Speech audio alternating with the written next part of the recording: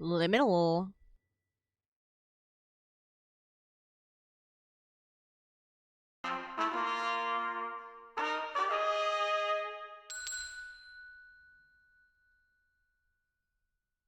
Liminal mushroom has arrived.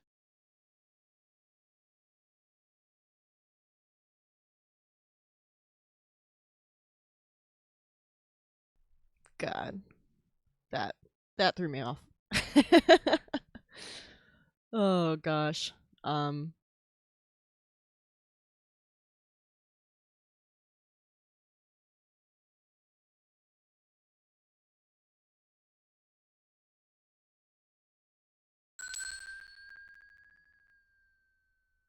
Adventure Maker.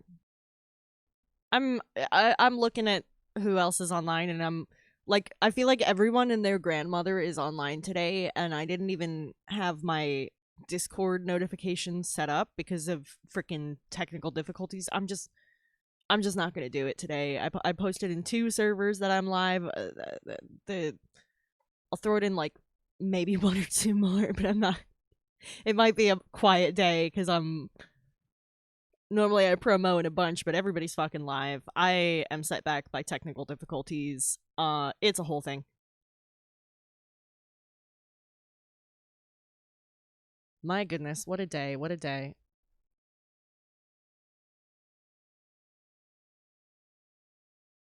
At least my fucking at least my blue sky bot is working. Thank you, blue sky bot. You're the only reliable thing.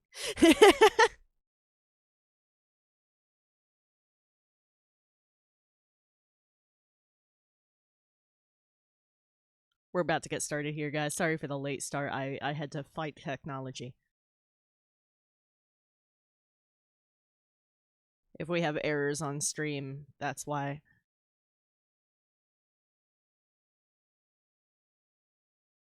Incarna, how are you? Technology is a bitch. Why did it... It should auto shout out you. Why didn't that happen?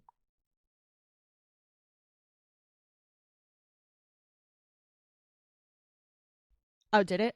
Okay, okay, yeah, it did. Oh my gosh, I'm so fucked up right now. Oh my gosh.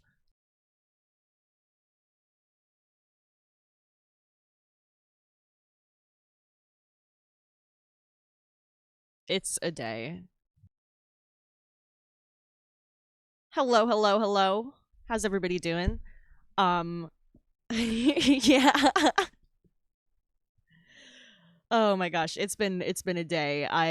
It's not even like, anything too like I don't know, dude.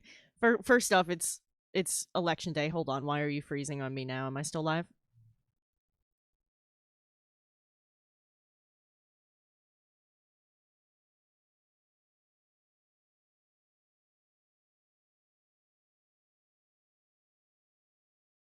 Looks like I just lagged to shit for a second there. Jesus Christ.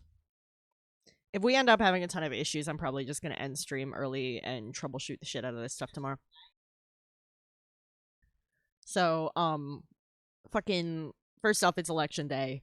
And we all know I live in New Jersey, and if anybody hasn't heard yet, there was a shitload of bomb threats made in New Jersey today. Um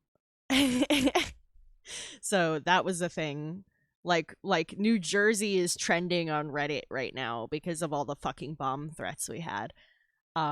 Yeah, I'm trying, man. So New Jersey had a shitload of bomb threats at our polling centers. I voted anyway. There they didn't find any bombs as far as I'm aware so far. There was a bunch of places that were threatened. It seems like it was just a scare tactic to me. But yeah, I went and voted anyway. Um, and this is my first stream in a week, which might be why everything decided to break on me. Cause I know some of you guys saw it in the server. I canceled stream last Thursday because my dad's not in the greatest health at the moment. Um, and then I canceled on Friday also because that was a planned cancellation. It's Halloween. It's my favorite holiday, so I tried to enjoy that despite having a lot going on right now. So I hope you guys had a fun Halloween. If you had like any particularly cool trick or treater costumes come by or something, like let me know. I'd love to hear about it. I fucking love Halloween, and yeah, I'm spread very thin right now. And then today, I'm all set up, and I hit the start streaming button, and it just says no. And I'm like, what do you mean no? And it's like it can't connect to Twitch. And I restarted OBS, and that didn't fix it. And I reset my stream key and reconnected my account to OBS twice, and that didn't fix it. And I closed everything, restarted the computer, and relaunched everything, which is a lot of programs, and that finally did it. I think my whole I won't update OBS until it breaks thing has finally reached its limit. uh, so it seems like I'm gonna have to work on some updates for once. Because I'm like, I got it exactly how I want it. I'm not touching it. And I've heard there's problems with the new update. I'm not touching it. So it's just I haven't updated OBS ever. I've been streaming for a year and a half, give or take now. And that whole time I said it's working fine. Don't update it. You'll fuck it up. So maybe that finally bit me in the ass. But that's a thing. And I still voted. Yeah, it's been a time.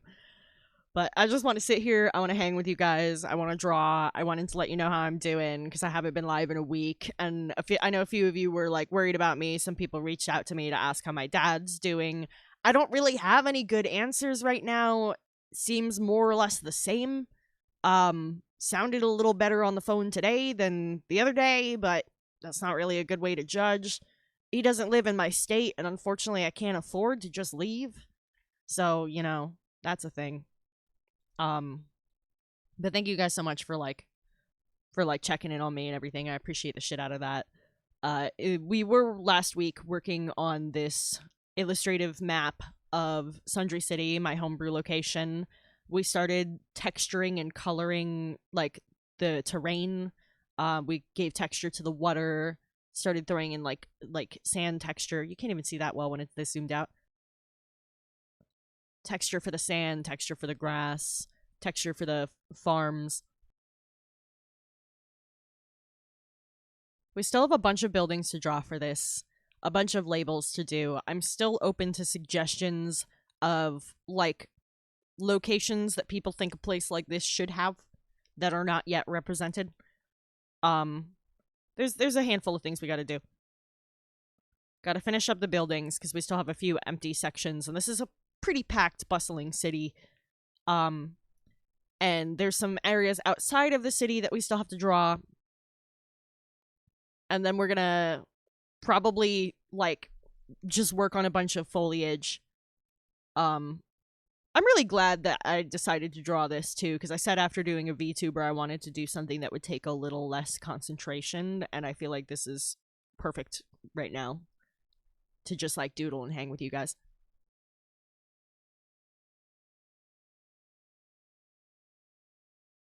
So let's take a look here.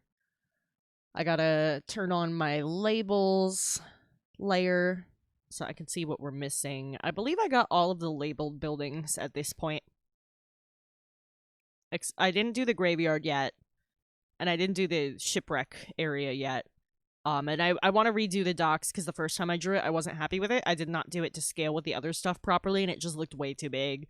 I need to like drag a building over for scale or something, because I did it like too zoomed in and I didn't have another building for scale, and then I zoomed out and I was like, oh, that's huge.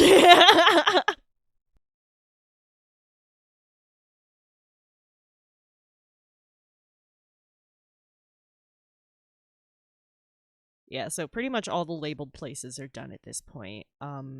Let's see. Here it is. So if I grab this real quick, move it up and raise the opacity, this is our original reference that I did on my phone a while back. So you can see it's coming along.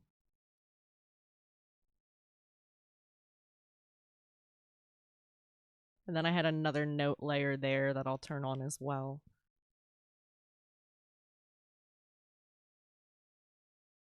Yeah, that one just has like circles for the locations and stuff. They're kind of low opacity. They might not be super clear.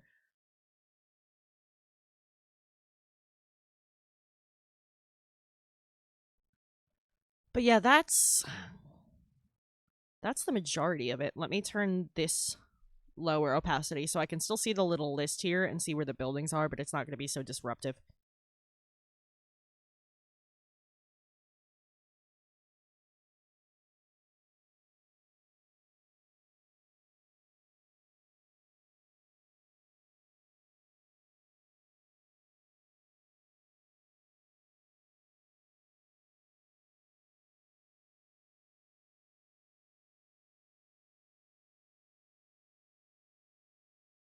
All right, yeah, that's looking pretty good. We still need to draw a big old tree here and a big old tree here. Those are the... Oh, and there's another just south of town in the graveyard also. Those are all of the, like, grand trees.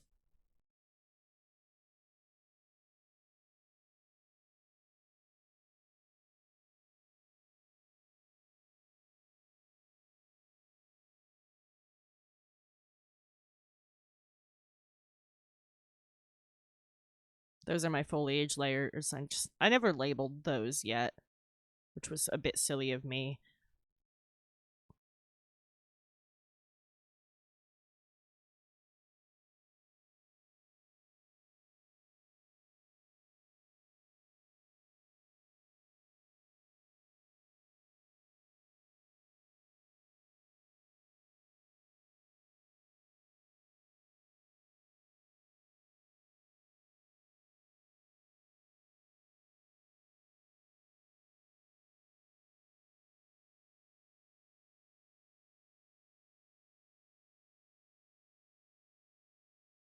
Let me just take a sec here to get myself organized before I really get started. It helps if I just take a minute to do that.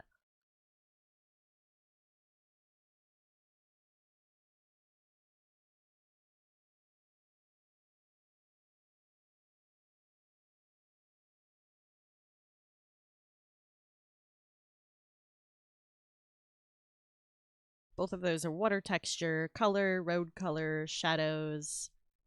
What are you?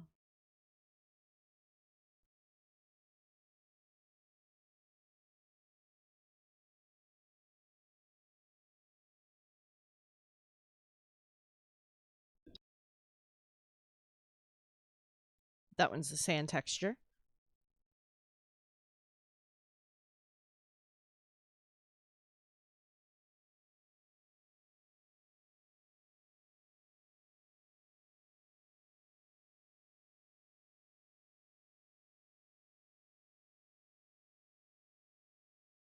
I'll be honest, I'm not sure what this one is.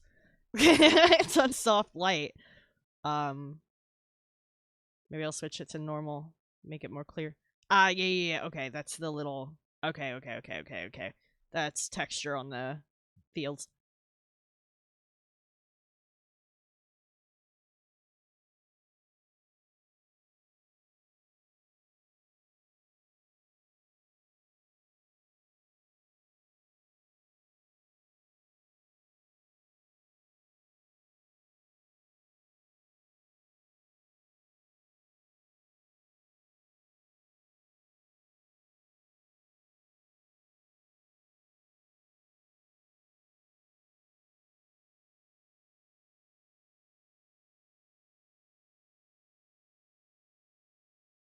Okay, now everything's labeled.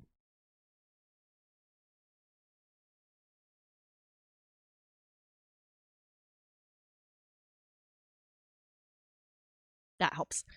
I feel better now.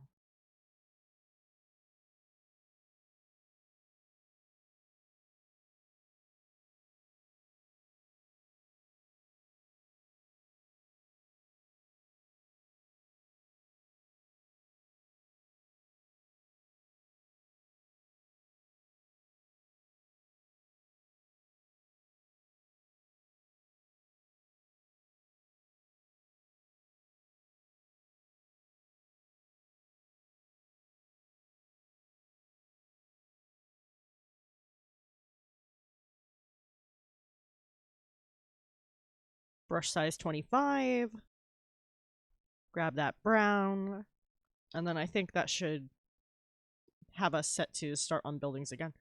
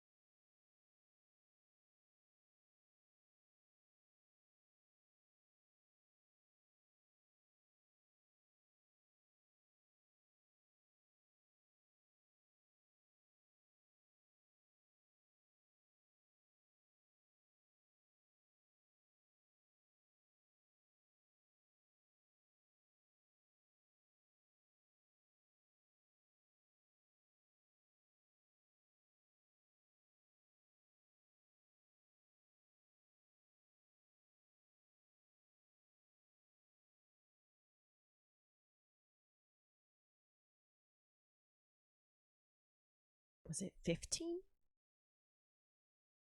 I made the mistake of not writing down the brush size because I thought I would do this quicker, to be honest. Which is silly. I didn't know how detailed I'd want to go when I started this, and I ended up going more detailed, so of course it took longer. I really should have written down my brush size. It looks like it was 15, I think.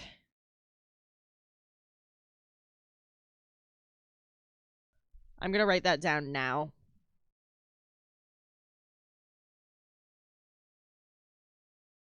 I'm gonna do it in like the upper corner though. You're not gonna see it on screen. 15 pixels for this brush. Now I have that noted.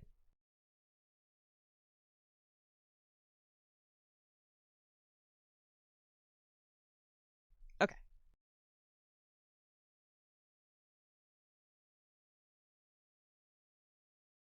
Also, am I the only one who listened to like political jams all day? Hey, Prismatic, how are you? How is your day?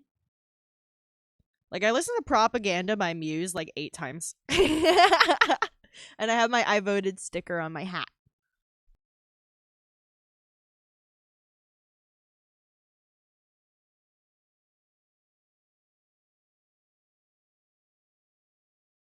Got started a little late today, Prismatic, because we have had some serious technical difficulties. I'm gonna have to troubleshoot tomorrow. I think. I think I know why. Um, I added a Python script to OBS that's been causing some problems, and it's annoying because I added it to fix something else that was causing some problems, but it's causing new problems that are now getting bigger than the old problems were. So I might just have to change it back or figure out a whole different way. And as stupid as part is, it's all for the clock at the top. I want my uptime clock. I like my uptime clock. The internet really wants to take my uptime clock away from me. It does not like to work. But we're working on a city map for my Dungeons and Dragons campaign. It's a city that I like wrote and created myself. And if we zoom out, you can see the whole darn thing. It's a pretty big place. And I've been doing it in like an illustrative style, as if there's some guy standing on that hill over there trying to quickly draw it before the sun goes down. And it's fun. It's loose. Prior to this, I was working on a VTuber, and those are like very detail intensive. So I wanted to do something a little bit simpler, which was a good choice because like I've got a lot going on in my personal life right now, so it's nice to just be able to vibe and chill and work on this without thinking too hard about it. So yeah, we've been drawing the map for my city. It's named Sundry City. This city in particular is kind of mostly French influence, but only because I really fucking love Art Nouveau. Because I'm not really big on France, but Art Nouveau is probably like, to me, the most beautiful, like the most beautiful type of art. I just love it.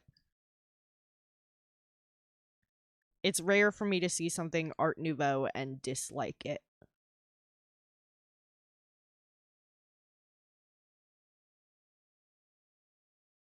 So we've just been doing these little illustrative buildings. Their blah, blah, blah, perspective on them isn't quite perfect, but I didn't want it to be. If I did like proper perspective for a map like this, I would be working on this for like a year because I would get so particular about it. PK. Art Nouveau is so beautiful. I don't understand why it's not used more in like in fantasy world building. Like it's technically a lot more modern than the time period. I get it. And I think that's why people avoid it, but it fits so well. Just ignore Painted the King real has life arrived. history. It's fine. They have magic. It's fine. We'll just pretend like it's fine. Also, PK, my partner, is French, so like, yeah, but we talk shit about France all the time.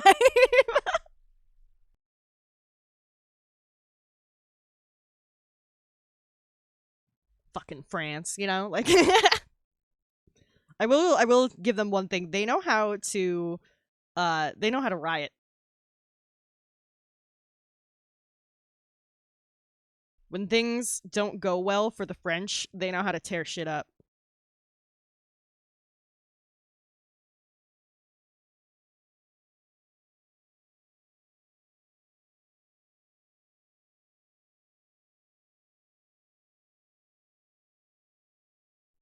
Yo, PK, did you switch back to Spotify? Because I think you were complaining about Spotify. The music thing I sent you is really nice, and it works with Spotify.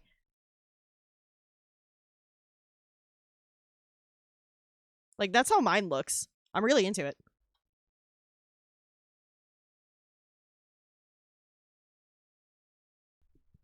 Dude, France is wild. I don't understand the French, and I don't want to, you know?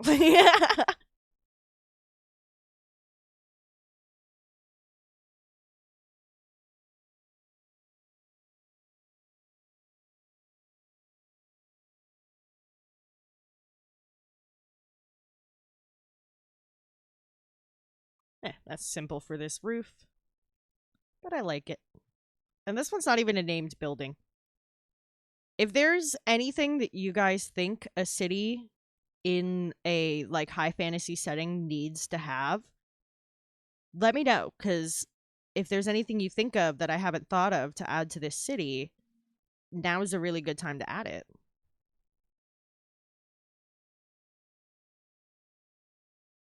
Yeah, I use YouTube Music, especially because I already have YouTube Premium, so it comes with it. It's more affordable than the other options. And I like that, like, if they don't have the song, they'll let you use a music video. So my hipster ass with my weird ass music taste can have like all of my obscure bands in the mix that no one's ever heard of because I'm hipster as hell, let's be honest. There's vintage cameras on the shelf behind me.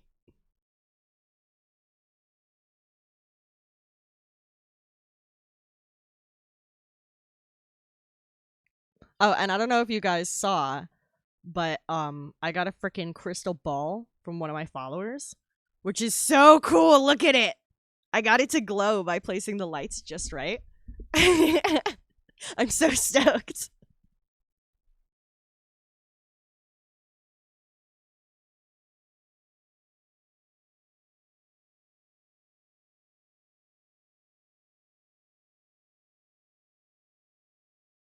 Yeah, seriously. Seriously, it's so fucking cool. I freaking love that thing. They also got me the sword earrings I'm wearing right now, but you can't see them super great at the moment, but they're little long swords.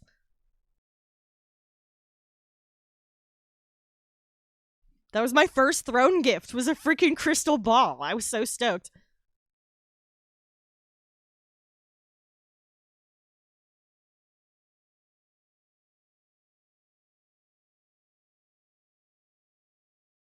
Yeah, I feel like I should prismatic while you're here. I don't know if you've seen like my regular art because this is different than what I usually work on.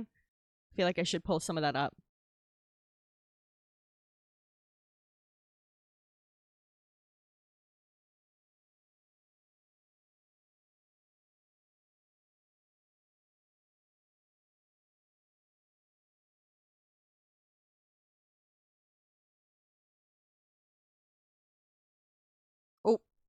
Okay, that's still 5 minutes away. We're fine.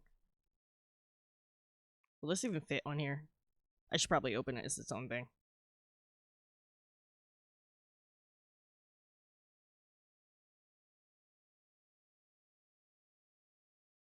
This is when we worked on previously on stream, although it's a different canvas shape than this one. Let me just center it at least.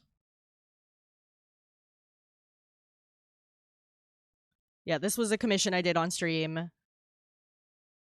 Dude, long dangly earrings are the best.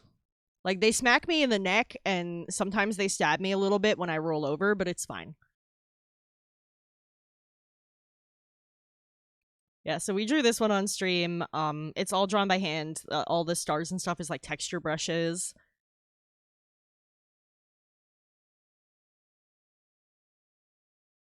And then another one that I like.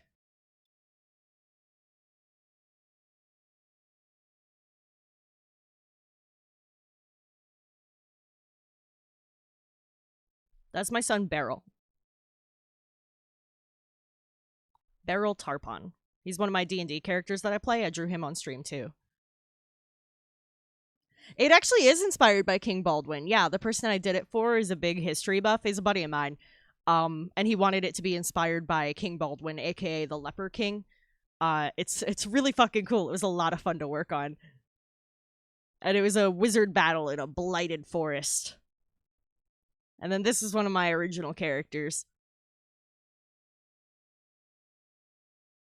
He's my son, my fish son. Although he's more like a frog, technically.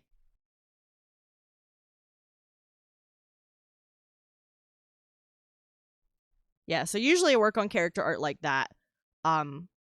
Yeah, he's a Triton. Yeah. He's a Triton Storm Sorcerer, which is like a very slept on combo, but really fucking good. I'm not gonna lie. Yeah, I redesigned how Triton look because the canon design is like man but blue, and that's very boring to me. I don't like that. So I was like, well, they live deep, deep, deep underwater. What kind of things, what kind of traits exist in creatures that live deep, deep, deep underwater? And I was like, well, either things tend to be blind or they tend to have huge eyes because it's so dark down there. So let's give them big fucking eyes. And you know, they all have like very simple to the face noses. So I was like, no nose, just little slits, and make his mouth bigger with spiky teeth so that he can like eat the raw food that's available down there. It's not like they can cook. And then I gave him like webbed fingers and fins on his arms and legs. And I went with the fin ears just because I kind of liked it, and I didn't think they'd have like people shaped ears. That doesn't seem very aerodynamic to, or I'm sorry, hydrodynamic, I guess. But they still need to be able to walk. So I was like, let's give him like weird flipper feet. Hey, Dawn, how are you? Wow, everybody's showing up today. Yeah, so that's my drawing of Beryl. Dawn, we were just I was showing people some of my character art since that's what I usually draw, and I've been drawing this map lately. So this is my son Beryl Tarpon. He is a Storm Sorcerer Triton. And then this is another piece I did on stream recently of two wizards at battle in a blighted forest. I had a lot of fun with the texture brushes on this because I feel like that kind of looks like how blight forms on tree trunks. Ah, that sounds so cool. I really like biology, so I try to take like real life biology into consideration for my designs.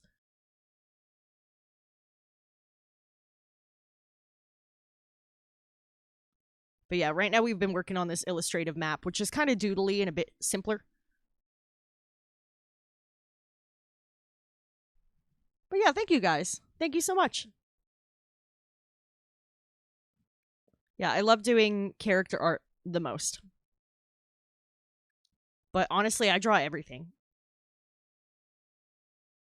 I was training as a tattoo artist before COVID happened and swiftly put an end to that. Cuz like a lot of people aren't getting tattoos now. Nobody can afford it.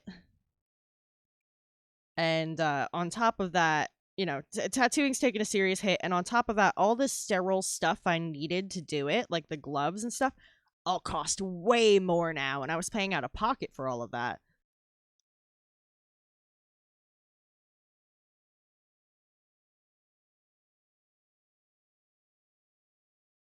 So after COVID, I wasn't sure what to do for a while, and I wanted to try something different than what I've ever tried before. So I considered all the stuff I've tried already to promote my art, and I thought, well, I've never tried live streaming, and especially now that like generative slop is a thing, like I don't want to call it art. Um, I feel like it's a better time than ever to stream the artistic process because then people know for sure that you did it, you know?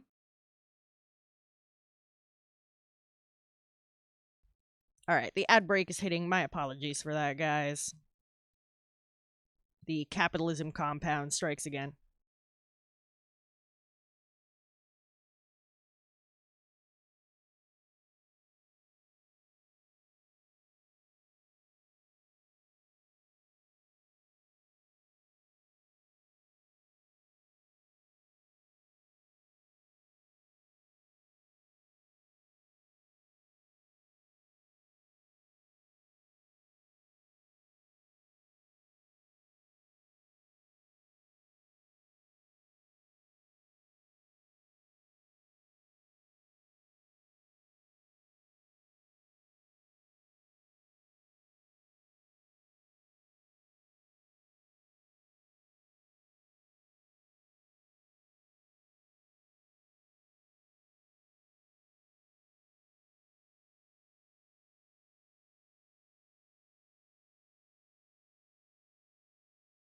Yeah. I've been doing this for a long time and there were different art careers I was exploring and stuff. But I never was able to like get commissions with any sort of regularity until I started streaming it. I think I just struggled to find my niche on other platforms. Like maybe my audience just wasn't on those. A lot of the things I've tried in the past though, I think was like too many artists. Like Instagram has a lot of artists, so unless you're already popular, it's really hard to get attention. And like DeviantArt is a great example of that. There's that platform seems to primarily be artists, and then it's like this is wonderful that we can share and critique each other's work, but at the same time, this is not how you reach out to clients. Um, if you're only encountering other artists, you're not going to make a lot of sales because they're probably just going to draw the things they want to see themselves.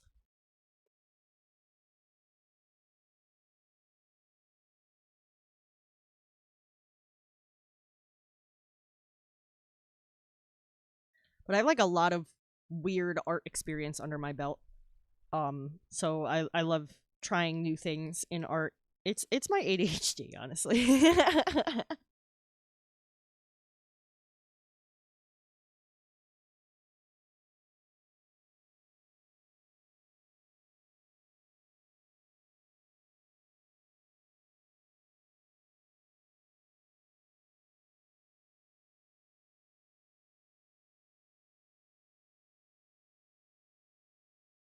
Ad break should be ending. There it goes. Welcome back from ads, everybody. Sorry about that. Yeah, I was just saying how like part of the reason I got into streaming um is because I wanted to try something new, but I also thought it was good timing to share the artistic process uh due to how prominent AI generative images have become. So I thought I've seen a lot of artists who drew things themselves and have been accused of using AI. And I thought there's a few different ways that I can show the world that this is from my hand and not from any sort of AI. And one was just letting people watch my process. Um, there's also like posting your layers, posting your sketches, things like that are more likely to have people know that you're doing it yourself. But it's not always reliable. I've seen a lot of real artists accused of using AI despite that stuff. People are like, "Oh, you generated the proof too," and it's like, "Ah, shit," you know.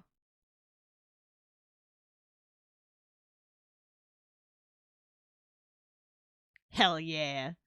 Hell yeah. Yeah, I really like collecting different artsy skills. I've worked at a lot of different studios and things.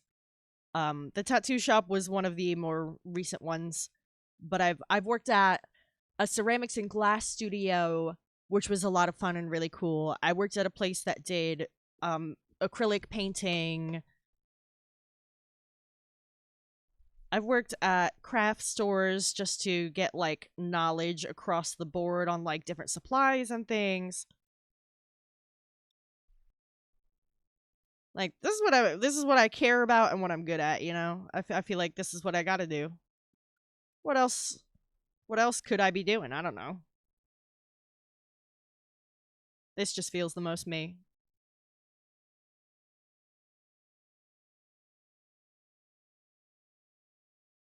Yeah, I've tattooed, I've done ceramics including like throwing ceramics on a wheel, down to like glazing pre-made pieces, working with kilns.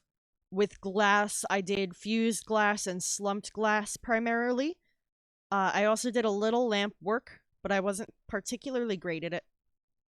Um, Working with glass was a lot of fun. If that was more accessible, I would definitely do more. I would love to try blowing glass someday, but that's like probably the hardest level to it's got the biggest bar for entry, you know? Like it's money to blow glass.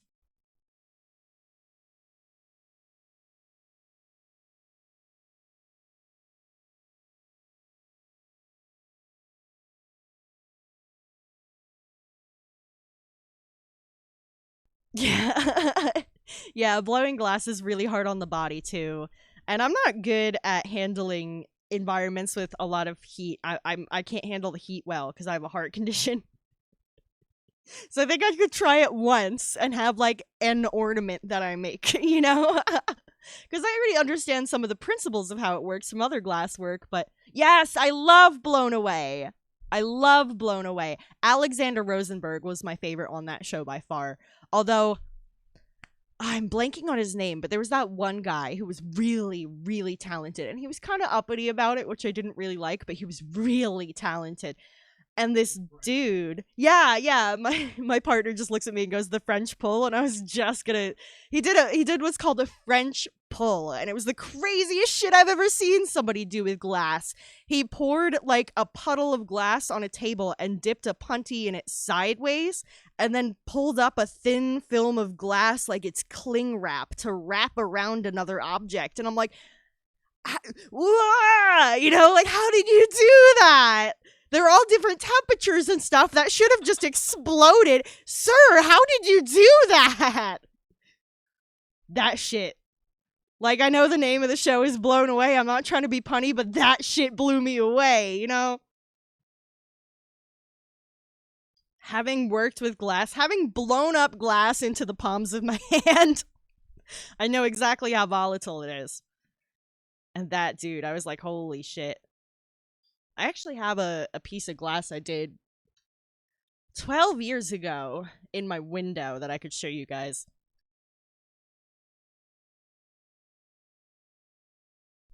It might be a little dusty. You'll have to excuse me if it is.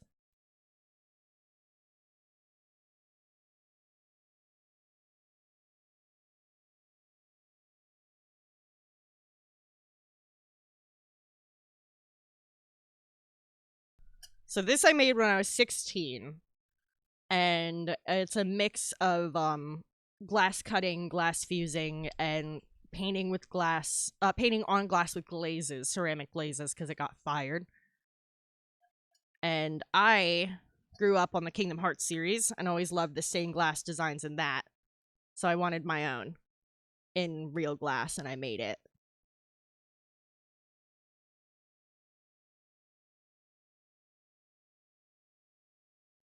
So I made that back when I worked at the glass studio when I was a teenager. Um, it just taking a round glass piece. The lines that dictate the shapes are all done with glaze. Sora's done with glaze, and all the little crowns and details are fused glass.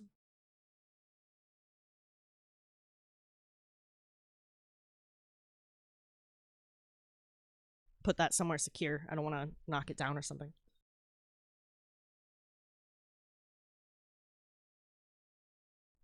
Thank you. Thanks so much. Yeah, I really liked that job. Um, but it was a small business and I needed to make more money, so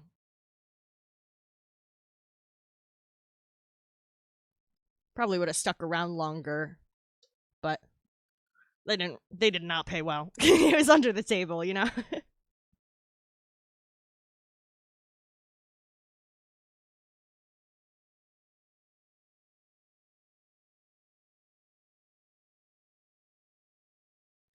And honestly, like a good third of that job was just closing myself in a closet to wash paintbrushes because that's where this slop sink was.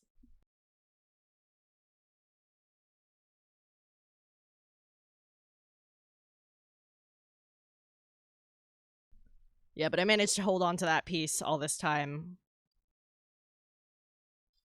which, you know, with glass, kind of hit or miss.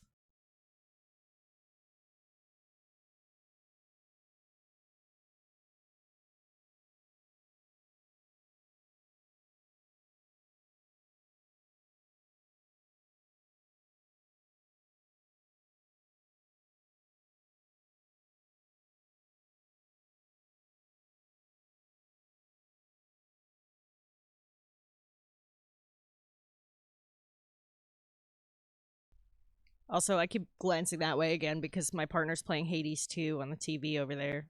And the art in that game is so cool, it keeps catching my eye.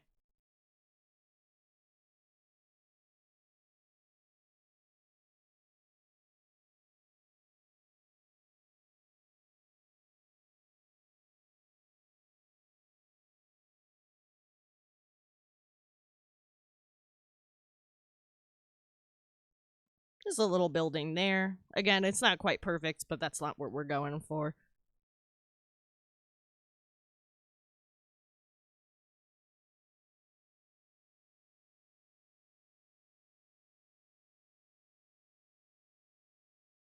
Yeah, if I ever, like, won the lottery, one of my first purchases would be a kiln.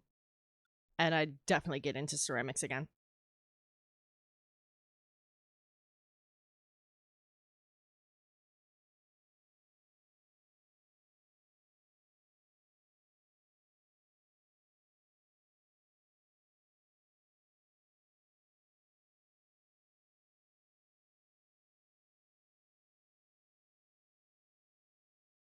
If you're watching this wondering how I'm openly smoking a bong right now, it's because weed is recreationally legal where I live, and I have the smoking tag on my Twitch, so I'm allowed to. I was like, if the Try Guys can do it on YouTube, I think I'll be okay.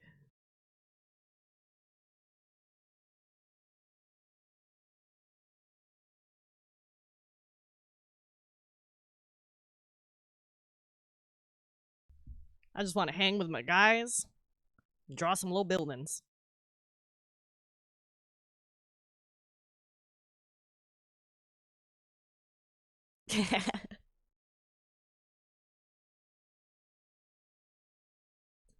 I don't really get judged for it so often. I more get, you're allowed to do that.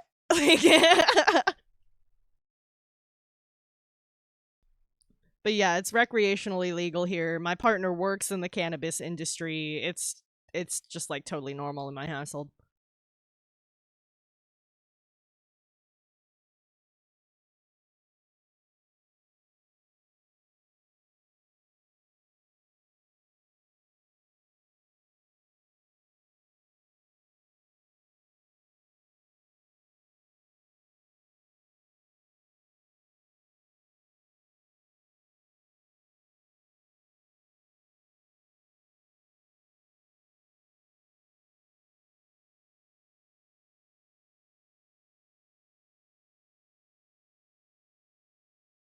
But yeah, I like to consider myself like a jack of all trades when it comes to art.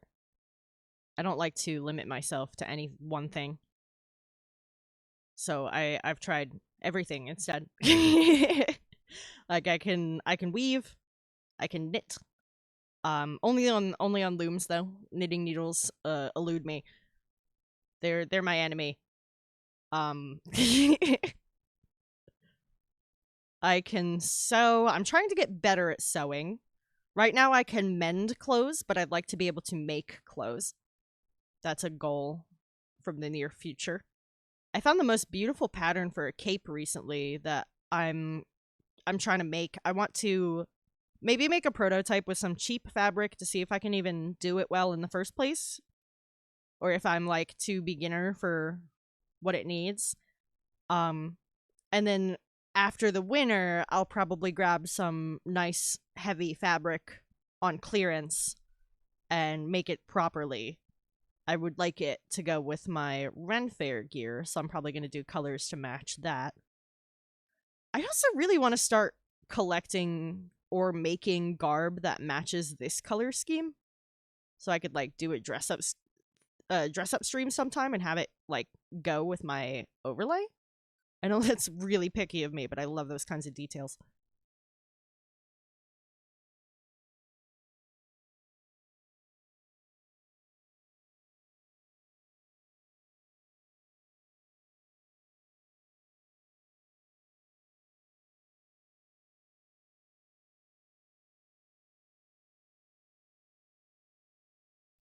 Because my Ren Fair gear is black and blue, because those are my favorite colors.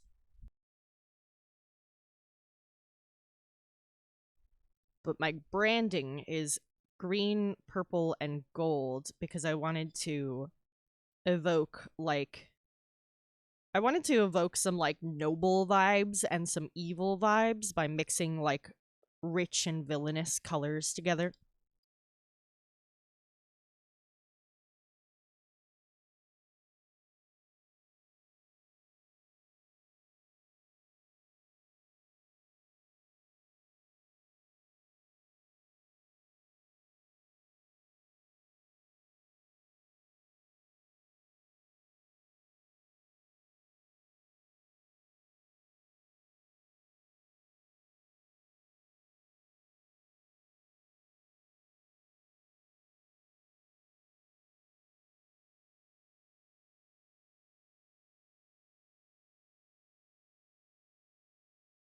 All right, that has that block filled out. Let's just slap some color in those.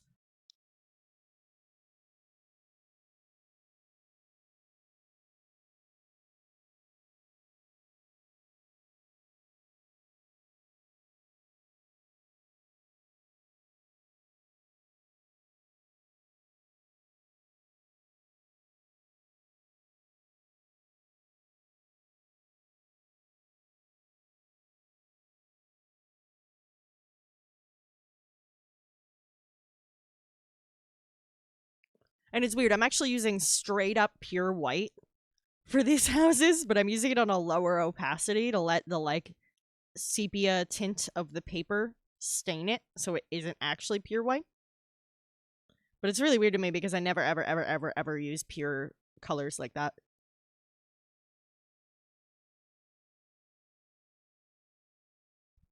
So it's supposed to be the capital of the country first off, which is why like the palace is so huge and stuff. It's meant to be like very impressive. It's currently like tourism season there, which is why there's all these tents just outside the wall that's from like nomads staying.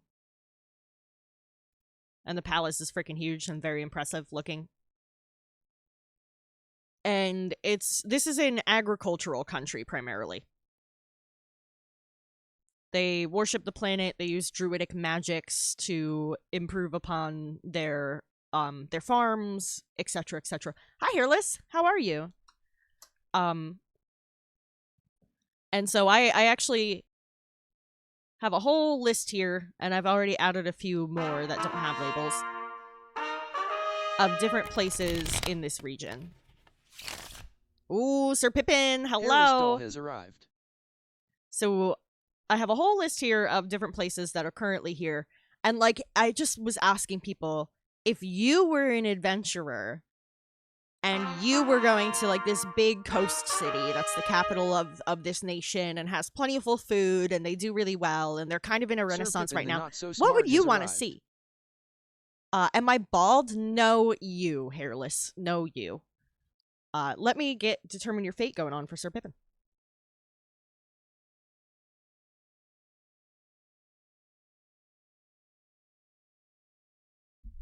I'm pretty sure Lim secured first today, but also I started late today, so I wasn't surprised that there was like a bit of a slower start. People were probably confused.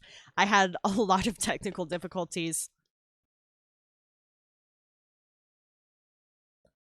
Also, how was the sound of the deck shuffling for Determine Your Fate? Was that like audible for you guys? It was for me.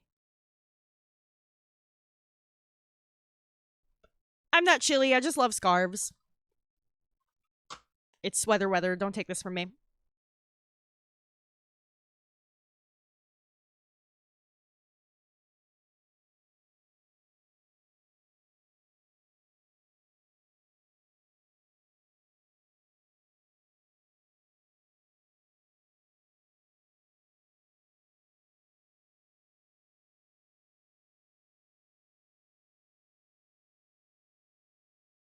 That is a very ominous way to say that they're right there.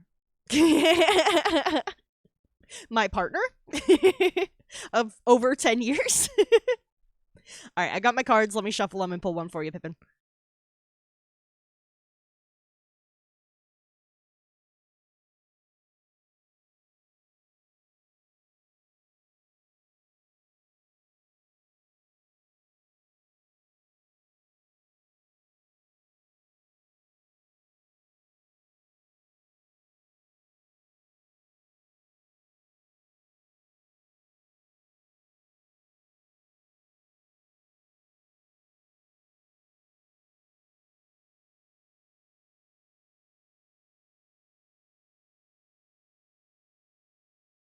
Gotta shuffle it 4 times because that's my lucky number.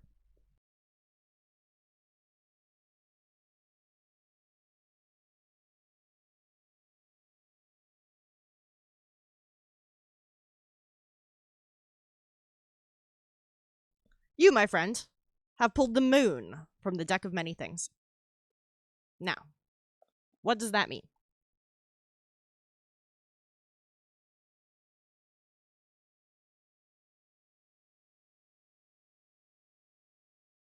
I swear I never drop things this often. The moon. You can cast a wish spell 1d3 times. Pippin, what you doing? Break the economy for me. That's my request.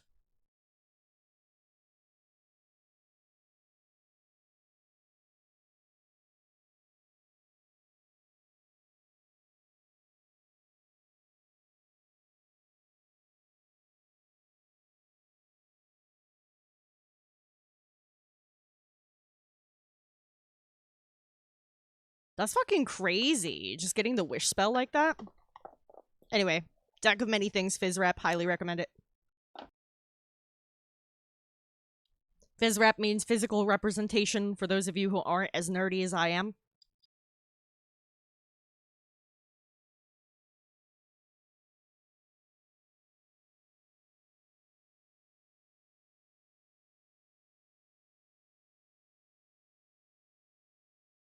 Dropping that ass.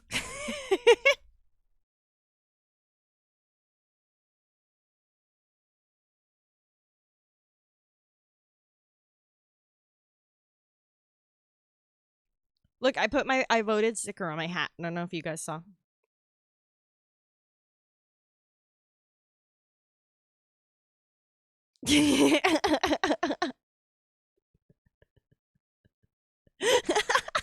Also, Lim, wow, way to put me on blast.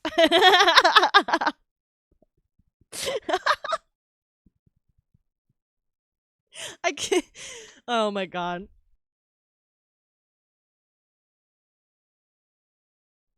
I am a gas machine, okay? Okay. I'm not gonna be one of those people that is like too classy to have bodily functions. I'm a gassy bitch.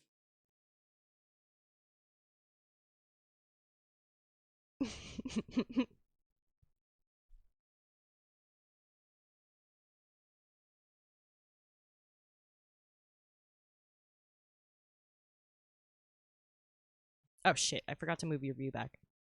Apologies. There we go. Gassy gang.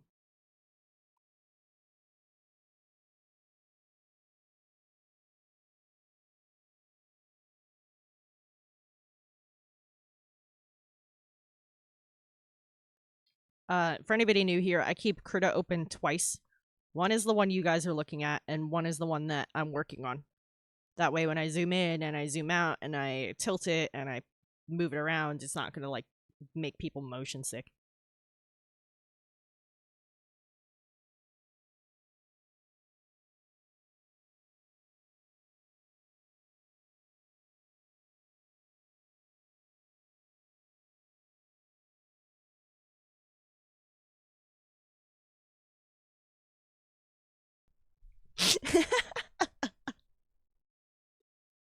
Oh my god, prismatic, I feel that so hard. Because like the weird thing about my heart condition is that I could cure it if I cut off my legs like Star Fox.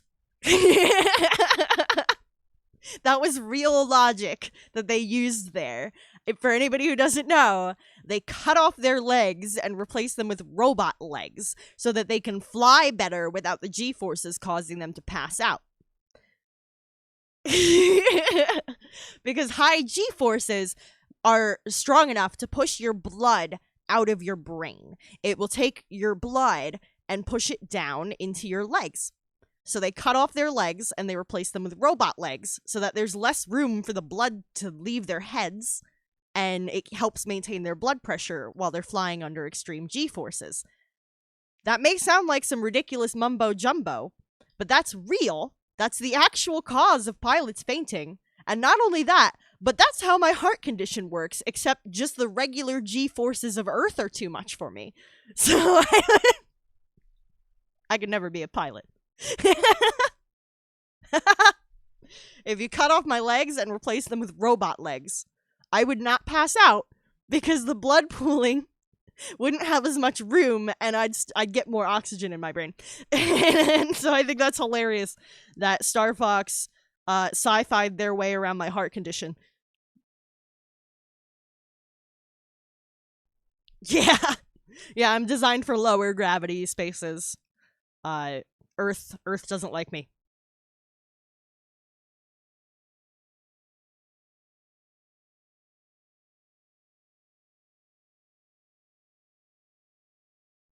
Yeah, that's real.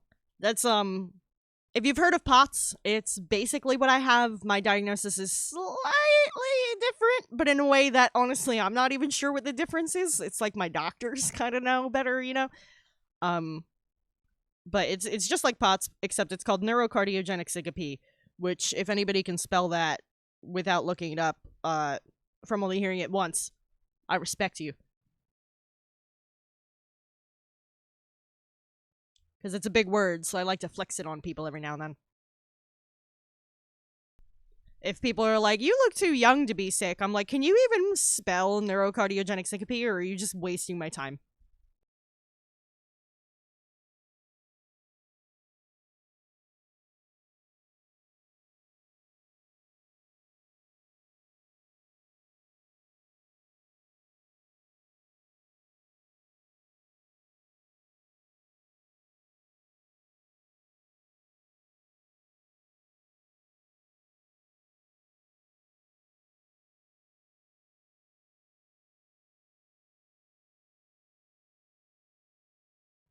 You can't spell scissors. That was very close, Prismatic. That was very close. I'll spell it.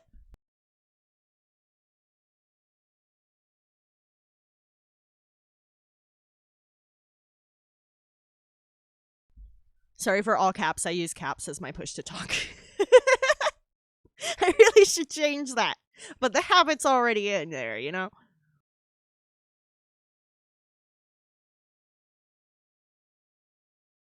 I drew that on the wrong layer. Hold on.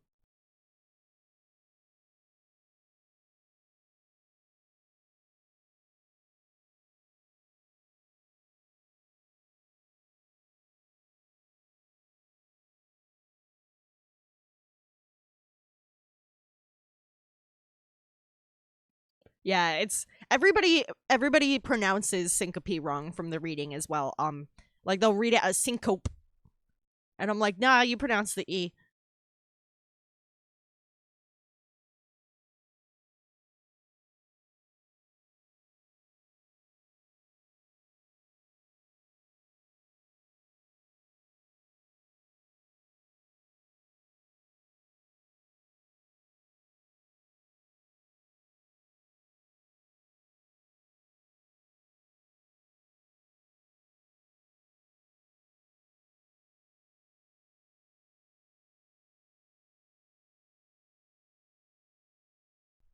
That counter is way behind, by the way, because I only added it somewhat recently. Um, I have a couple counters. I have one for wrong layer. I have one for every time I start ranting about how much I hate New York City. Because it comes up a lot, actually. and I have one for every time I accidentally draw something phallic, which also comes up more than you would think.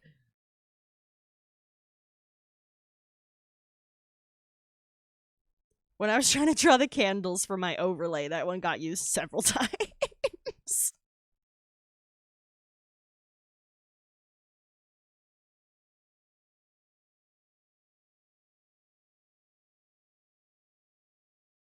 God, hairless.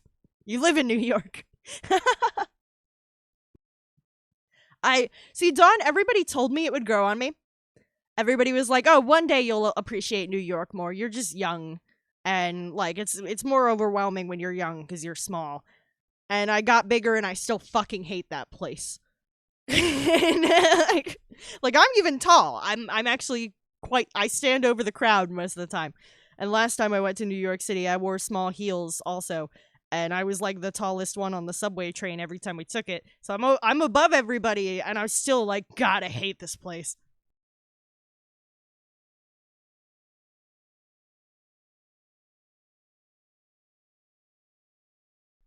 Then it's just like me and the one other tall guy just awkwardly looking at each other from opposite ends of the cabin.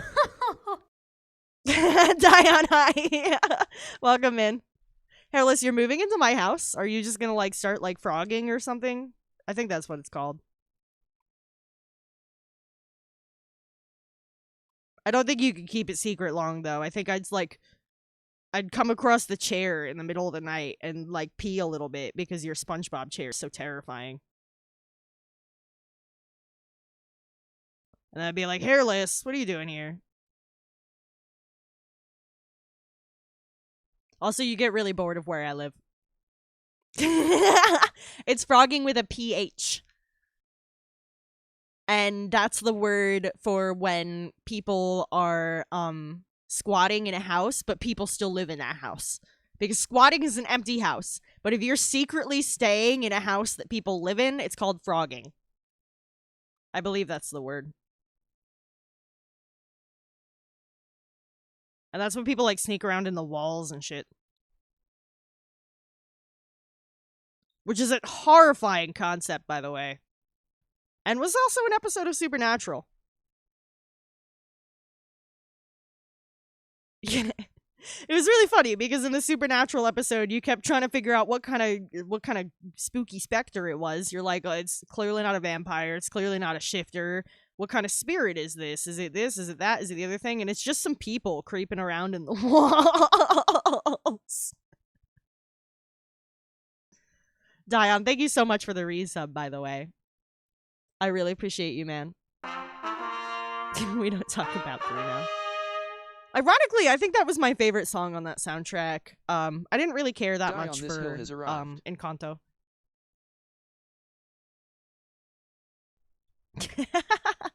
I don't have any empty rooms, so I'm not sure. Like, are you cool with spiders? There's the basement.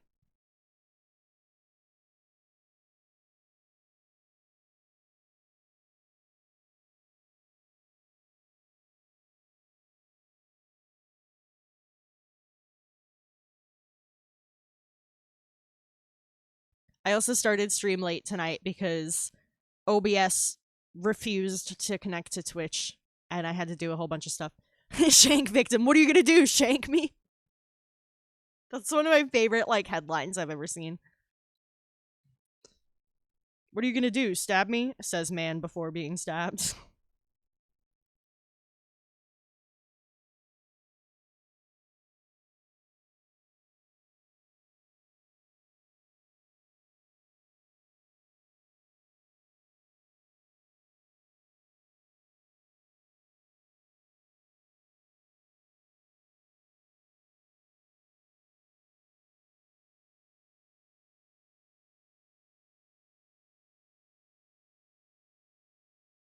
Oh god, I have like an actual problem where I watch far too much television, and like my brand of ADHD is just a hat full of quotes from TV shows and movies.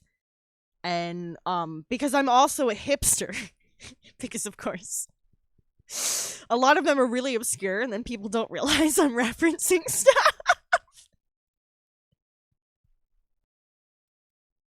Please, makers, I never want to be acknowledged, just take monies. Too bad. I'm acknowledging you. What are you gonna do about it?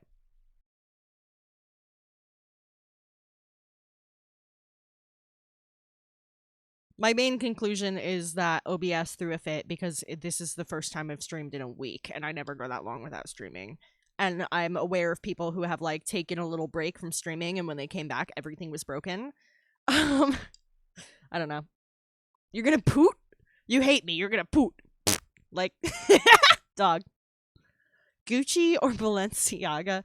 Um, I think Versace. Uh, uh, I think they're a safe one. I don't know. No Coco Chanel. That bitch was a Nazi.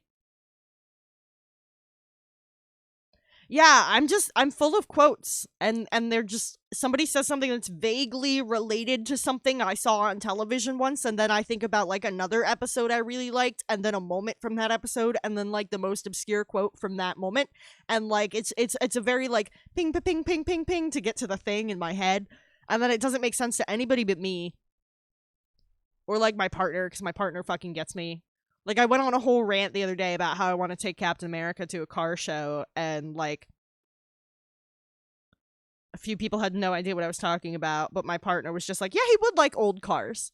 Like, what if they had motorcycles there?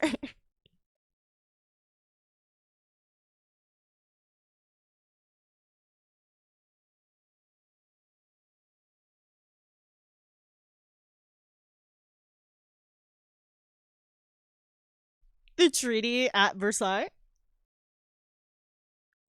That's quite specific.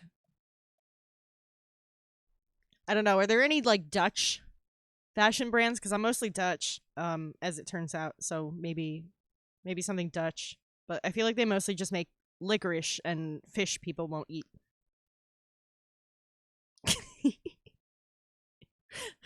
Aside from the things that America took and claimed as their own, like apple pie, which is actually Dutch.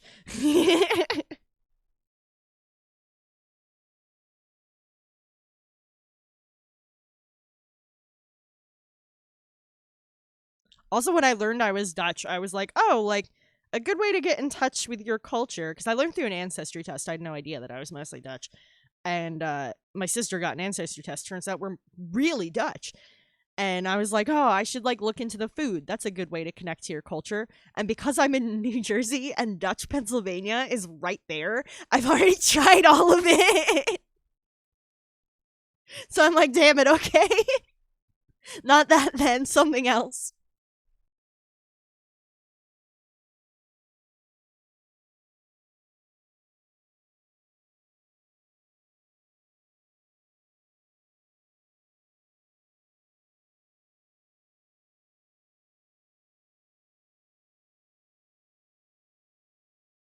Okay, that one looks cute.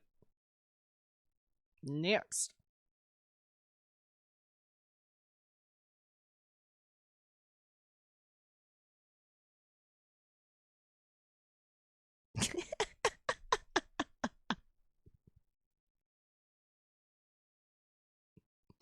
Oh my goodness.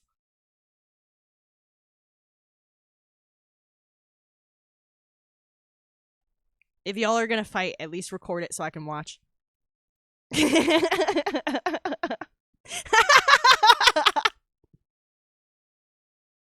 Yeah, that's true. That's true. Oh my gosh. I also feel like Twitch has a lot of Canadians on it. A lot of my Twitch friends are Canadian, at least.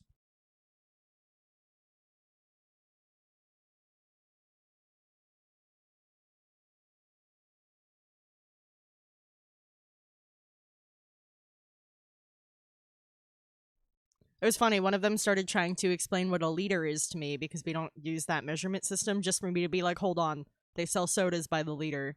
And my buddy's like, what? But you guys don't use it. I'm like, I know what a liter is. You don't have to tell me what a liter is. Like,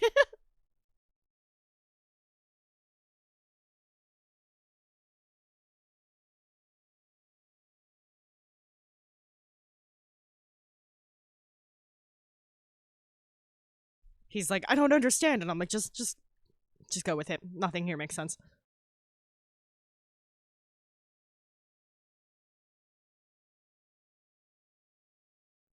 Yeah. You know, the fucking imperial system where none of it makes math, you know?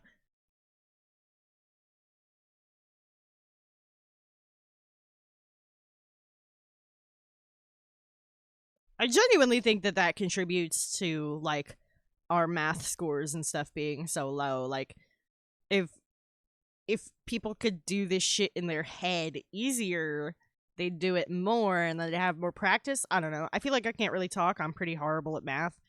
Um, just being real.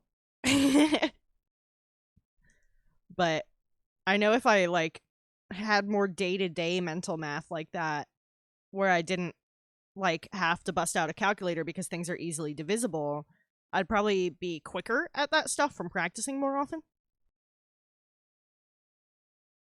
Yeah. Yeah, Fahrenheit is based on the body, while Celsius is based on water. And so, I have the advantage that I, grew up using Fahrenheit. But Fahrenheit was meant to be that a body is 100 degrees. And it was supposed to work on, like, oh, a body would freeze at this temperature, so that's what makes it freezing. And, like, this is zero, even though it's, like, beyond actual freezing. It's like, if you can't heat yourself, then you're really freezing. And yeah, it was intended to be in a way that would make sense, but they got their own scales off, and that's how you end up with, like, weird numbers, like 98.6 for human body temp, because it was supposed to be 100, and then 0 would be, like, really cold when, like, your body can't heat itself properly. But they fucked up the scales, and then it made it more complicated. So, like, yeah, that's, I don't know, that's a thing. um Personally, I use music to remember Celsius, because I, having not grown up using it, it kind of confuses me, because I'm not practiced with it. And so I know this song by Placebo, which is an English band, 36 Degrees, that's about human body temp. And I'm like, okay, if it's above that, it's hot. And if it's below that, it's chilly to cold, depending on how far below that. So that's my that's my, like, the number I think based on when I use Celsius now.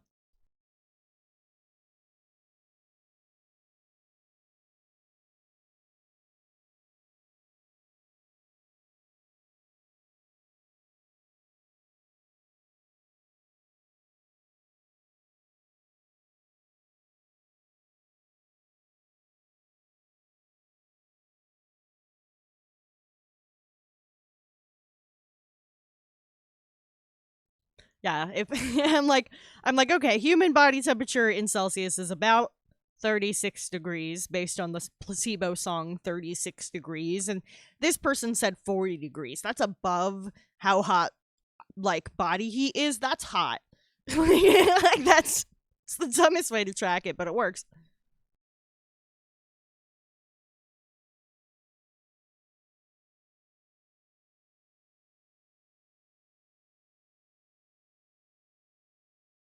Damn, that's fucking crazy. I really love the cold though, so I kind of want to move somewhere where like it would be colder. Because heat and I do not get on well, and climate change is really affecting my region of the world. And I feel like every summer gets a little more difficult to manage.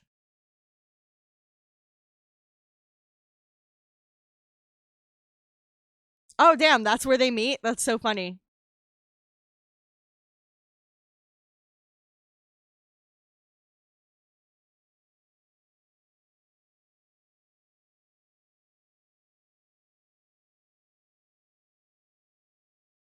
And then you have Kelvin, which is a whole nother thing.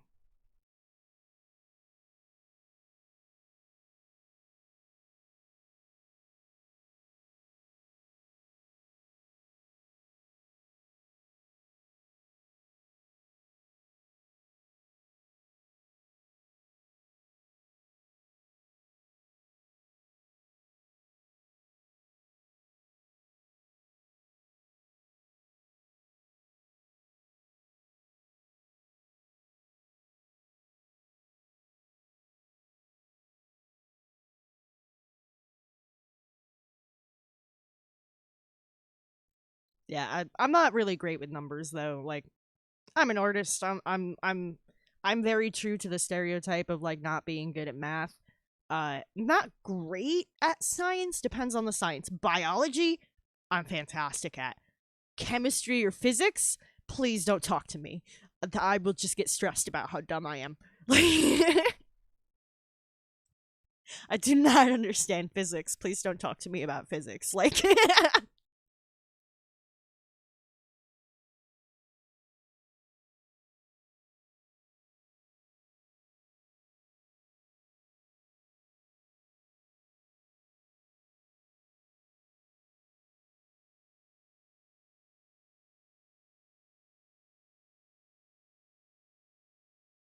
basically the more math it has in it, the more I suck at it.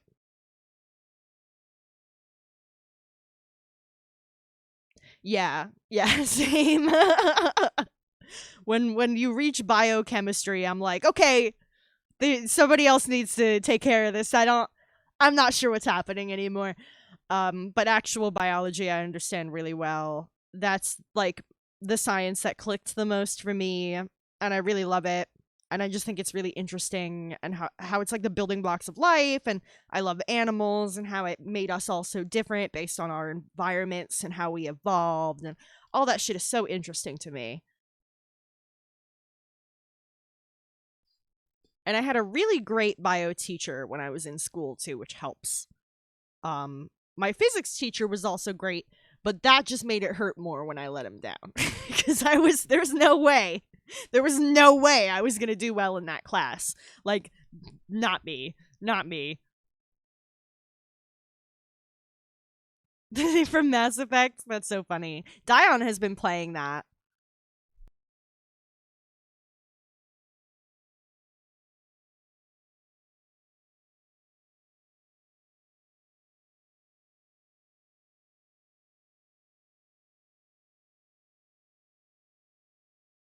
Yeah, he's been streaming that recently.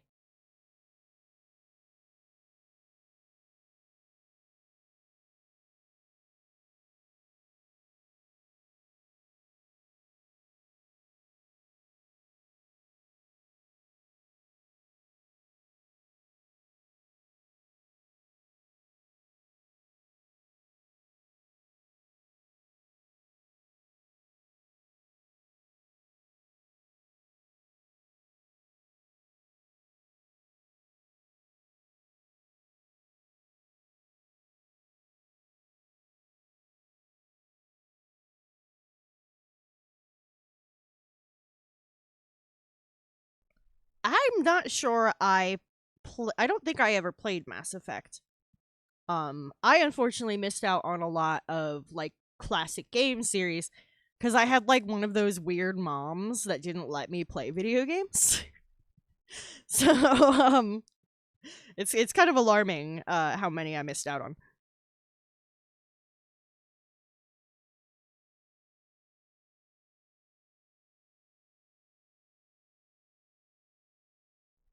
Like, I don't know shit about Pokemon.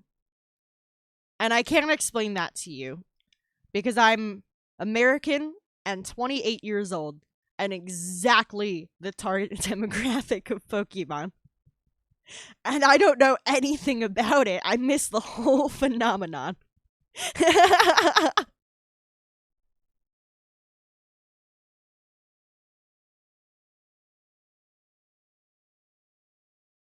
I also never saw Star Wars until COVID. That was the first time I was like, I have time. I should watch Star Wars. And I was I hate to say it because we probably have some people who really love Star Wars here, but I was disappointed because I'm like, oh, like this guy showed up. I've heard so much about him. He's supposed to be so cool, and then he dies instantly, and it turns out it's like a prequels thing, and I'm like, that was it. like, like that was the whole thing. Everybody talks about that guy.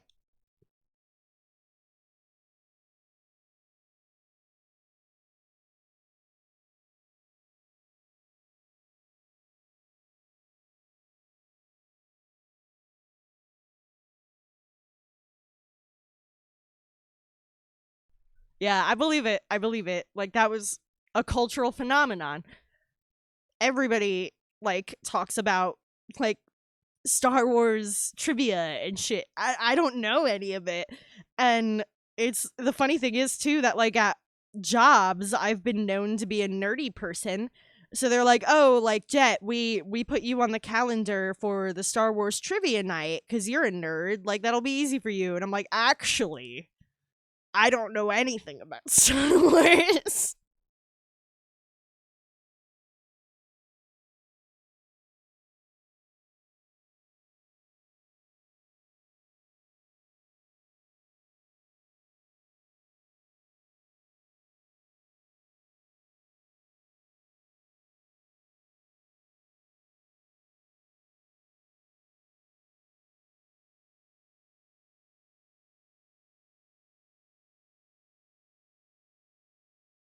There's still a lot of like classic movies and stuff I just like never seen. And I've been trying to work through some of them, but I don't. It's daunting. It's hard to know where to start. There's a lot that I've missed because I had like a really sheltered childhood.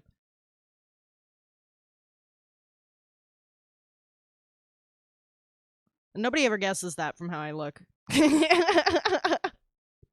You can tell I got out of there big time. Yeah. I used to watch a lot of anime. I don't watch as much these days. When I do, I usually watch like the same old stuff again instead, like my comfort anime. Um I there's some good ones out there still, but I've gotten very tired of all the sexism in like the mainstream stuff. So most of the stuff I watch tends to be like written by women. Um cuz like even shit like My Hero Academia has people making just like nasty sexual comments about like 16-year-olds. I'm like, can we not? Can we not do that?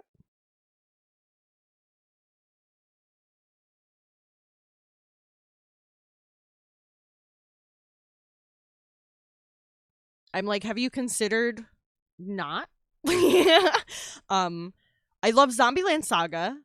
That's one of the recent ones, like more modern anime that I enjoy. Um Full Metal Alchemist is a classic. That's got to be in the mix. I watched like all those like 2000s nerd kid shonen, Inuyasha, Naruto, all those like rite of passage ones.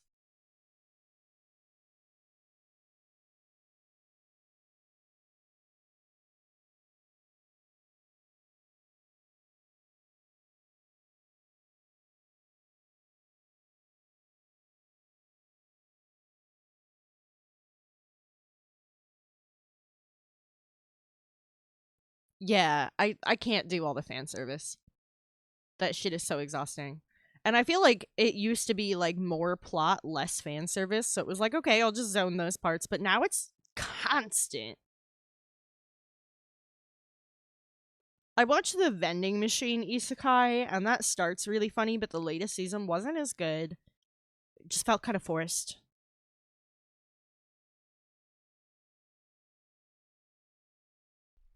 And there's like a weird feet guy, and No thanks. I really don't need a guy ranting about lusting after feet every 3 seconds. Why does this man exist?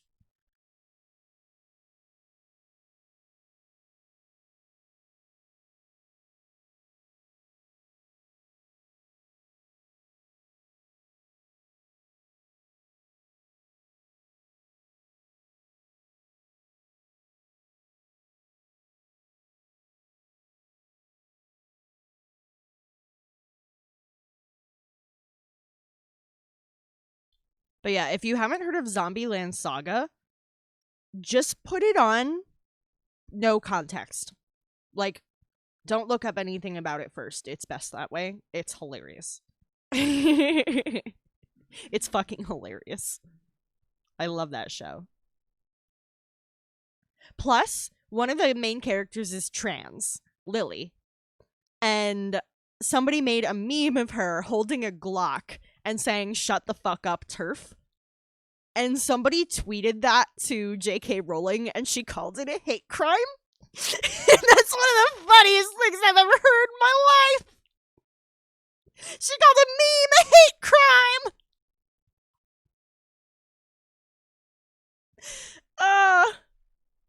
Trolling J.K. Rowling with anime is the best thing that's come out of the modern age. Yeah, FMA is fantastic. That's easily like top tier fucking anime right there.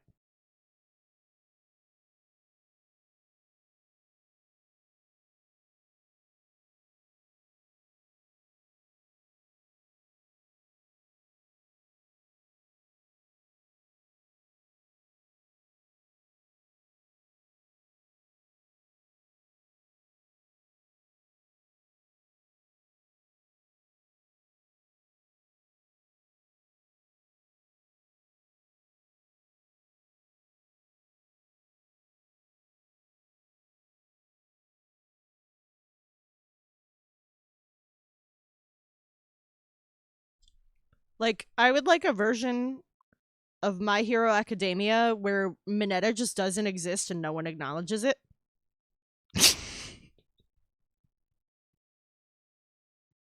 Is that too much to ask for us all to just pretend Mineta doesn't exist and to just erase him from the show?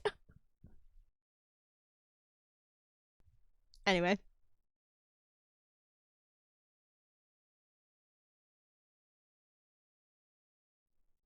Oh my god, Masky, I know. Also, how are you?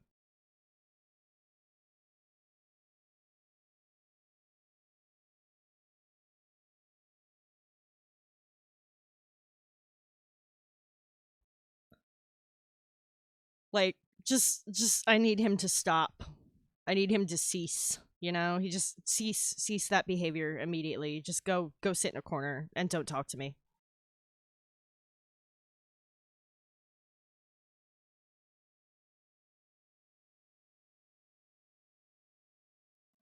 You mean New York? Yeah. Yeah, there is a character who's just a naked girl because she turns invisible but her clothes don't. And she's 16 years old. And apparently they included a gag where like her power stopped working for a second to like poof her in naked or something. This is after I stopped watching. I could be completely wrong. This could be internet rumor bullshit that I heard. But I heard this they pulled something like that. And like it doesn't make any sense because they have another character in the same universe, Lemillion, who phases through things and that doesn't work with clothes. So they made him clothes out of his own hair. Why don't they do that for the Invisible Girl? Just fucking sexist.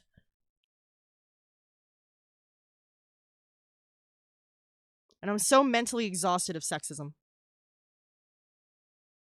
Yeah, yeah, make her a fucking hair suit. Like we wouldn't be able to see it, but just say it. Just say it. It would make all the difference. You don't even have to do any changes to the animating. Like it's so lazy and gross. I can't.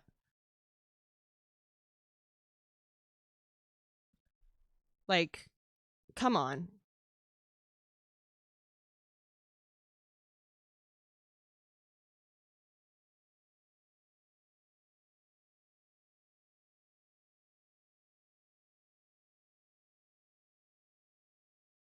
Oh yeah, the hairsuit thing is really smart. And the character who uses it is like one of the best characters in the fucking show. Again, I haven't watched in a while. I don't know if things have changed and character dynamics have changed, but I thought Lemillion was one of the best characters they had. Um, he looks like the Vault Boy, which is really funny. And he's a great dude. He's a really cool hero. He uses his powers in very interesting ways. He's awesome to watch. Oh, did she? Gotcha. But like, you know what I'm saying? Like, come on.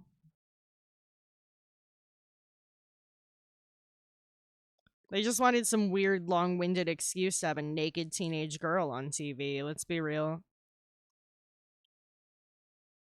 Yeah, Vault Boy meets Tintin. That's a good way to put it.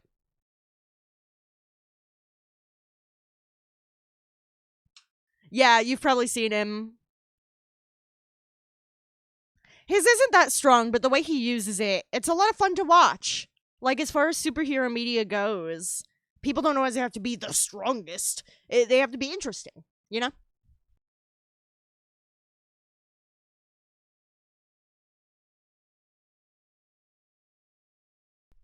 I'm gonna hang this back up before I, like, knock it down or something. I'm, like, low-key in the back of my mind, like, don't knock it down.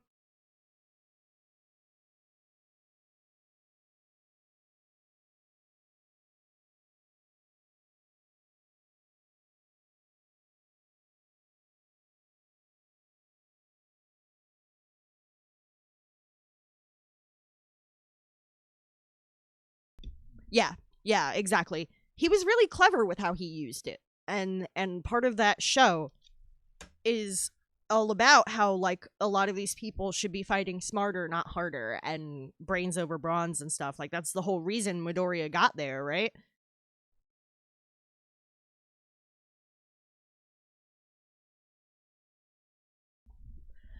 I I said I said something once about like, oh, All Might, isn't he like American and like immigrated there? And one of my friends looked at me like I'm stupid, and I looked at my friend like he's stupid because I'm like, they put the flags behind him, his attacks are named after American cities, this, that, the other thing, and they're like, no, he's just America themed. And I'm like, then why did you look at me like that? Like he's supposed to be a play off of Steve. I get it, but then he's not American. I need clarification.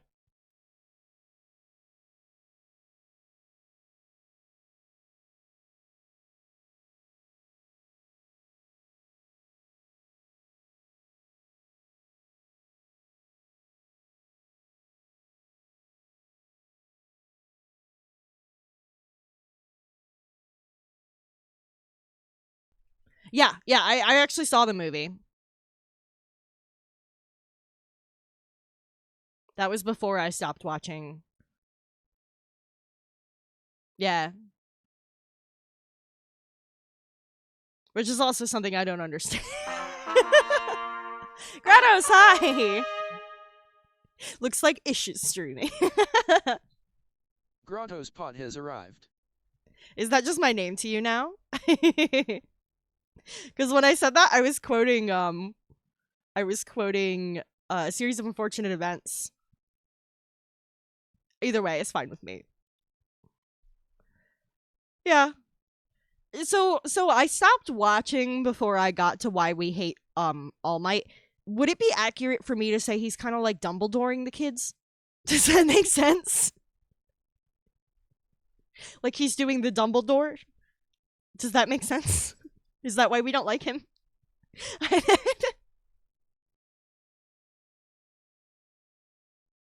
And by that I mean like withholding information, because that's all Dumbledore does. That's the whole character, withholding information.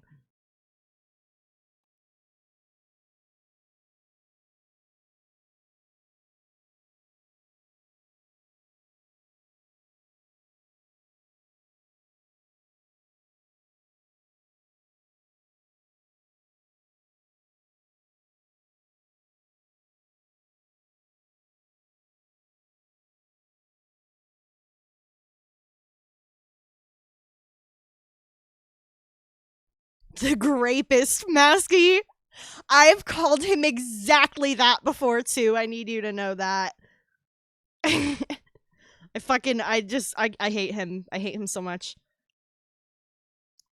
And like there's a version of MHA that airs censored in the Philippines, and I saw side by sides of like the default MHA versions versus the Philippines censored versions, and the censored versions were better because they had practical super suits, and so now I feel like I need to find the Filipino version of the show translated into English and with Minetta cut out so I can watch the show. If you haven't seen it, like if you look up Momo in the Filipino version, it looks like an actual super suit. I'm like, oh, that's actual character design, not whatever the fuck you did to these people. Like they're supposed to be like 16. Also, Masky, um, who was it? Who was it? It was in Dion's chat the other day. Oh, it was Sleepy Token. Sleepy Token thought I was fucking 22 because of you.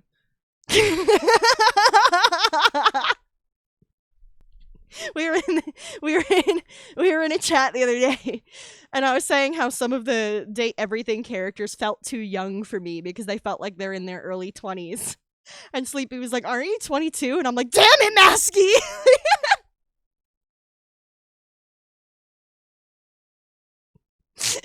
I'm 28.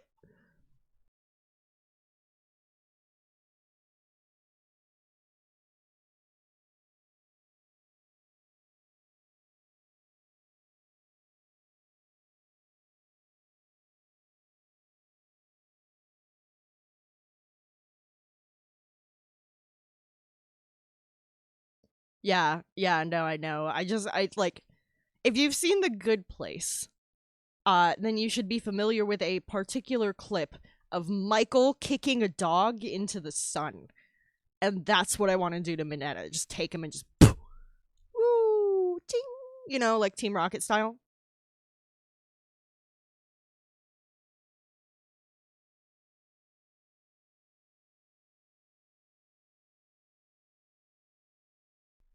Also, like a bunch of people, um, I'm blanking on his name, but a bunch of people were trying to say how the mangaka is progressive, because he draws chubbier body types on women, which, anime is not known for body type inclusivity. And so people tried to be like, "Oh my gosh, look, look at how he draws like Uraraka. She's a little bit like rounder, and that's awesome because anime doesn't do that. Like that's so cool." And then it turns out he just thinks that chubby women are hot, so it's just him sexualizing them in his own way. And I'm like, "Oh, cool. Yeah."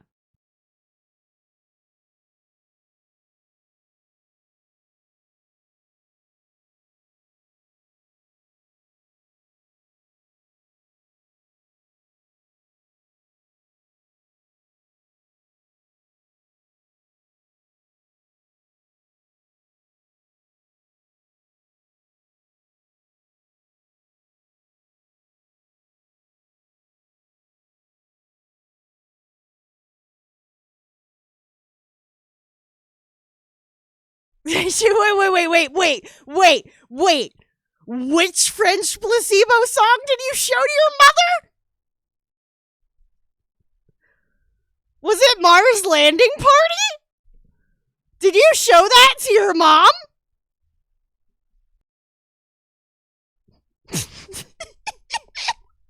What? I need the. What?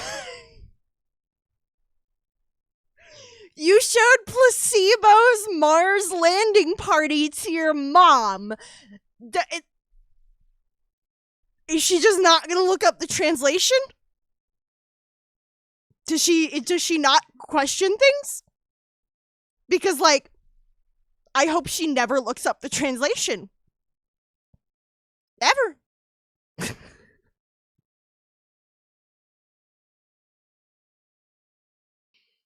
Masky, how was D&D? Oh my god, dude, I can't believe you showed your mom that fucking song. Oh my god. What? For anybody who's unclear, that song's in French.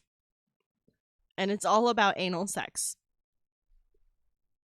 And it's not vanilla anal sex either. It's very kinky anal sex. And that's what that song's about. But it's in French. So, like, if you don't speak French, you might not pick up on it.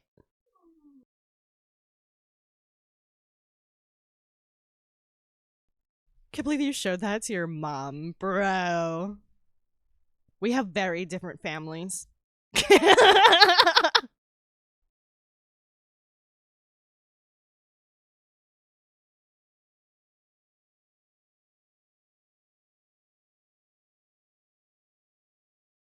I fucking can't, dude.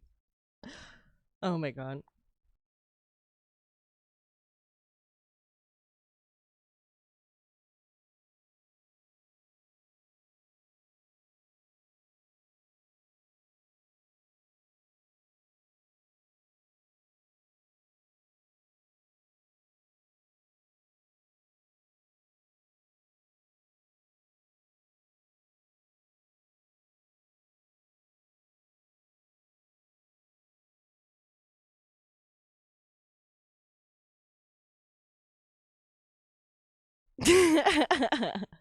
Dude, that's the kinkiest band I listen to. Like,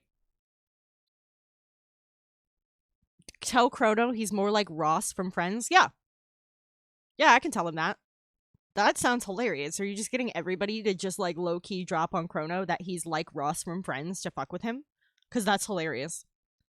So the vampire paladin and his vampire mistress decided to have some very loud fun for 2 days straight. Yeah, sounds about right. And today he learned how his NPC lover is a bit of an exhibitionist. Incredible. Yeah, did you guys ever watch? There was a documentary about that dude who owned a motel and had like creeper halls so he could watch people in it, and it's called The Voyeur, and that shit was a really crazy watch.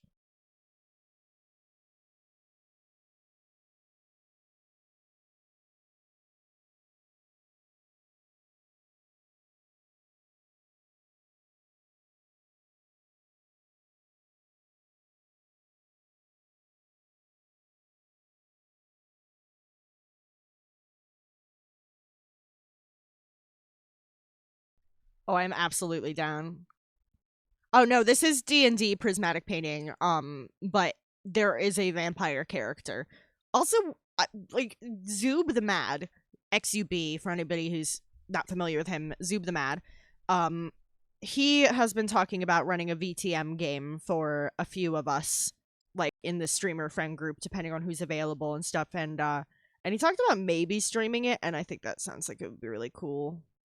I haven't played VTM yet, which is weird because like I'm like a vampire kid, you know? Like look at me.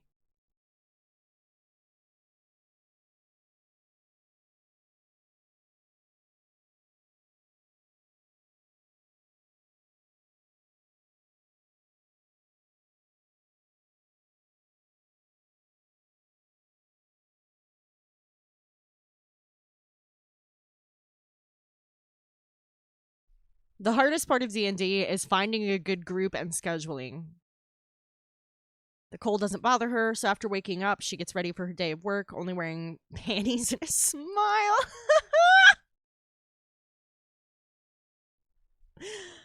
uh that's valid. That's valid. Um oh my gosh. I mean, I'm a big proponent of the concept that nudity is not inherently sexual, and that certain types of public nudity should be like more accepted. Like if we had like bathhouses or something, like people would have better body image because they'd see like real normal bodies more frequently and not just like airbrushed Photoshop stuff that gets on the TV and on social media. And like yeah, but at the same time, I also am a non-binary person, and there are things about my body that make me like uncomfortable. So Usually dress pretty modestly. Oh, and if you like bathhouses, there's an anime called Romai Thermae Nuvai, something like that. And it's about a Roman man, an ancient Roman man who gets like bathhouse isekai'd into modern Japanese bathhouses with all their modern amenities, and it's very funny.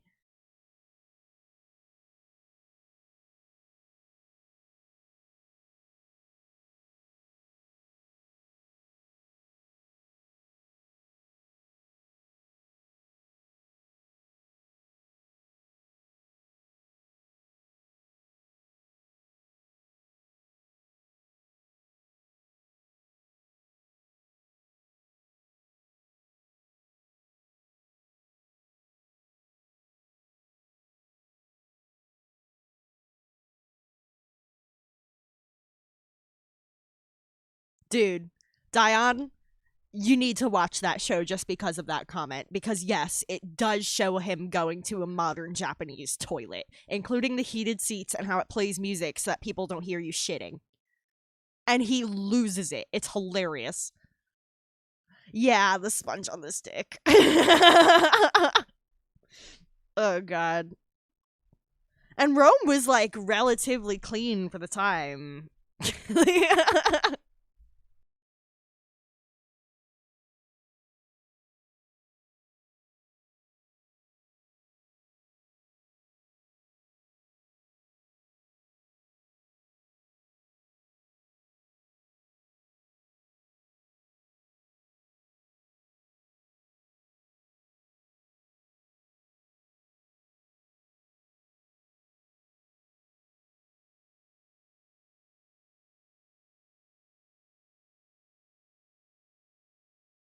Listen, Dion, I'm not one to ask about that because I'm not shy about pooping.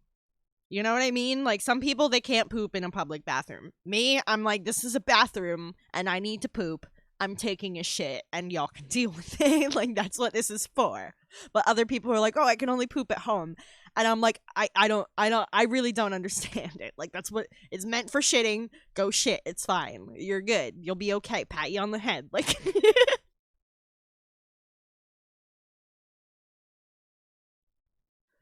yeah.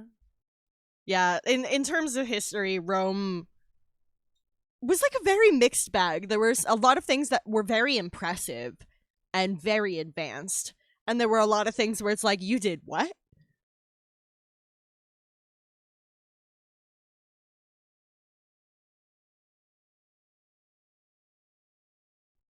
Dude, I wish I had a 9 foot tall bouncer sometimes.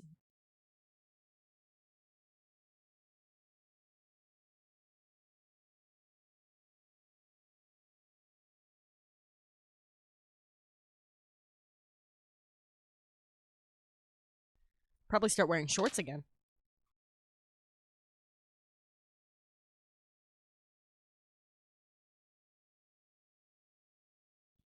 You know what? I don't have a post office in this map. That's something you just made me think of.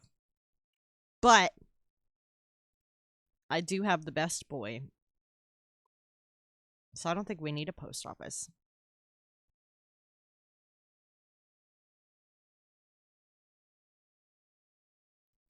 We have an official post dog.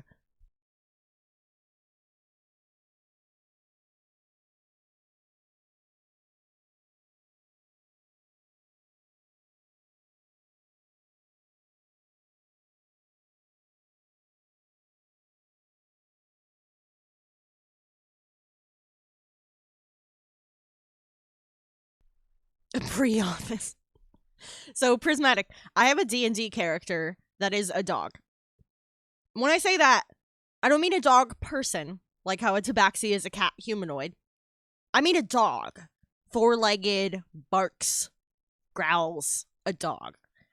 And I play him in the campaign that my buddy Joey, who is under the username Ghost Bucket Gaming, and who I stream with on Thursdays.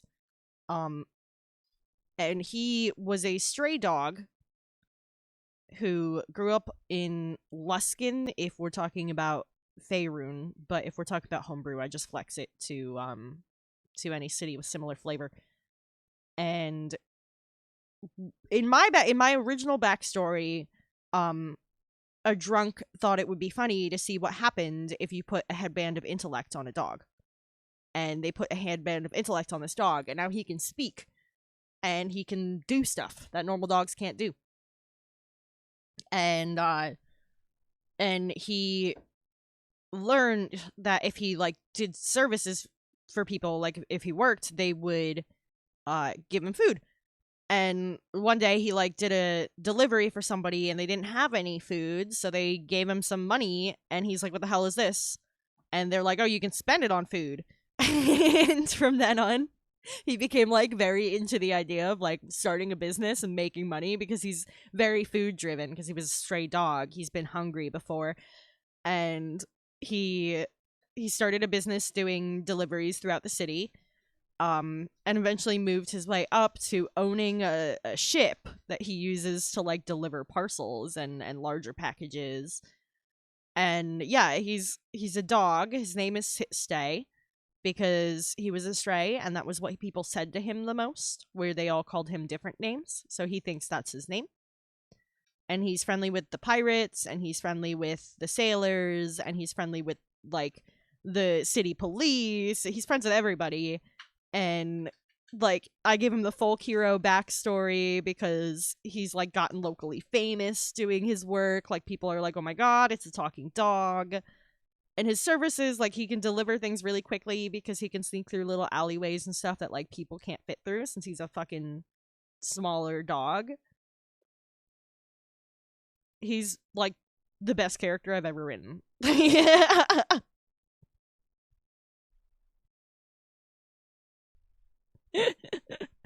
See, but at this point, like, that is his name, though. Like, he would probably be upset and confused if you tried to give him a different name.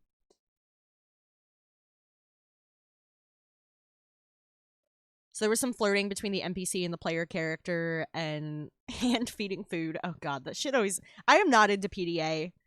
I am not into PDA. So there's anchor points, each representing a necessary element for life, water, wind, and earth scions that they have to cleanse. Interesting. So they're going to a swamp to do the water one first. Cool. I'm really curious how that goes. Have you ever seen a show called Mushishi? It's another anime that is like, that's in my top 3, I'd say.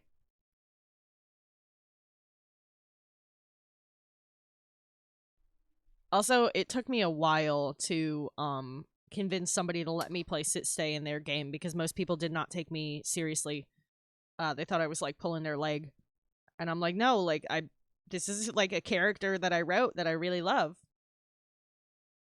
Other people just didn't want to have to fight a dog.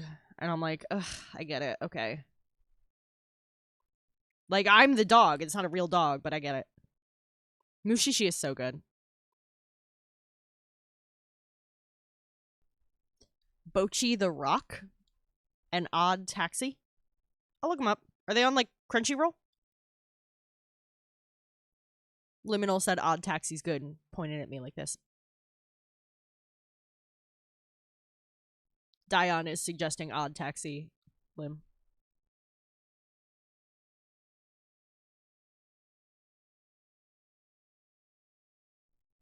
Dion, have you seen Zombieland Saga?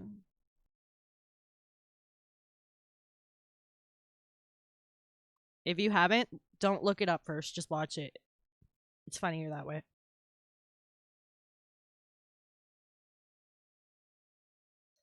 I fucking love Zombieland Saga.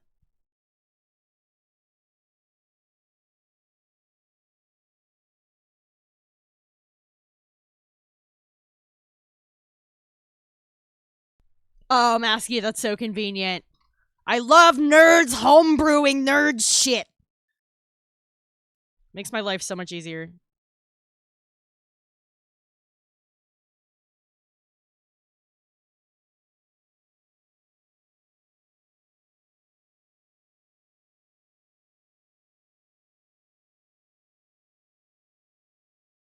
Dude, dude, the rap battle in Zombieland Saga is so ridiculous. I love the metalheads that are there every time.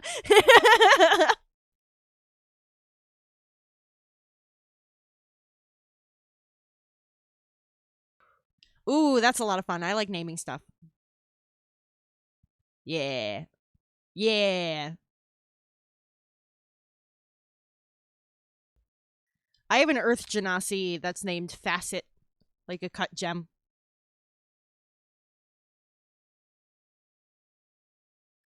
She's a barbarian.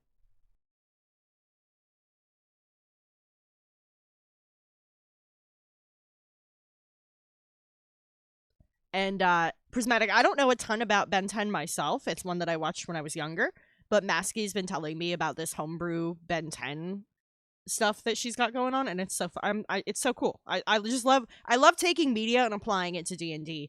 I mean, Maskey and I have also even been discussing like how we would create Marvel characters as D&D characters. Um Primarily the Avengers because they're my favorites.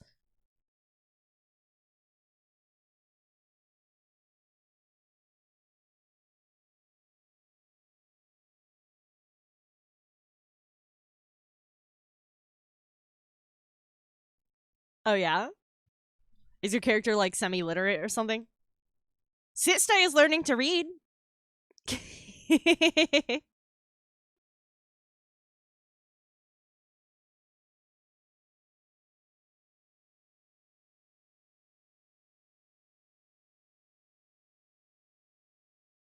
We love all things nerdy here, really.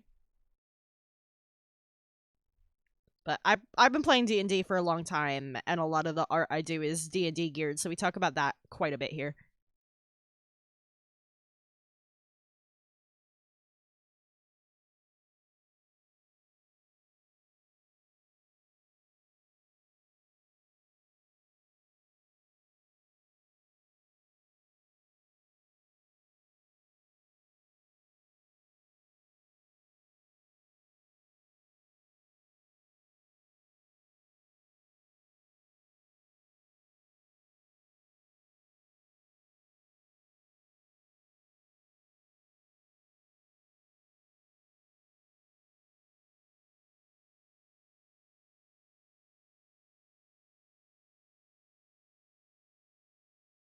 That's so awesome.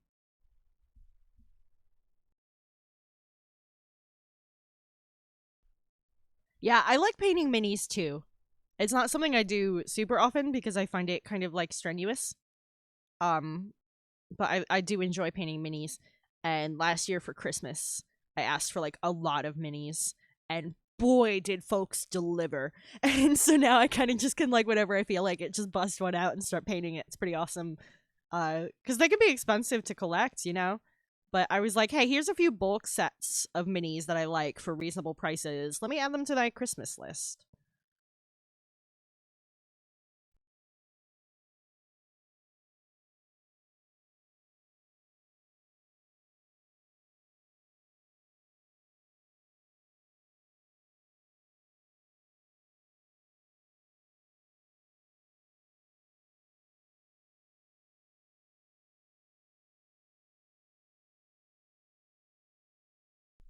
Yeah, like I've been playing D&D for a long time. I've been LARPing. I used to cosplay, but I don't really do so anymore because I just can't budget it these days.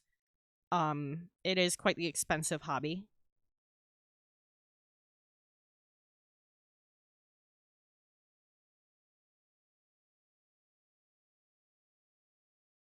My partner makes LARP weapons as a craft, and we love going to like Renaissance fairs. I'm a huge fan of Marvel, like I said, particularly the Avengers.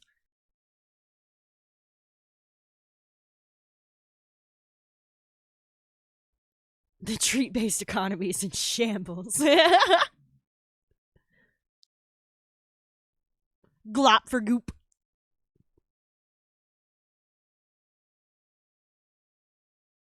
Hey, yeah, I think all those work well.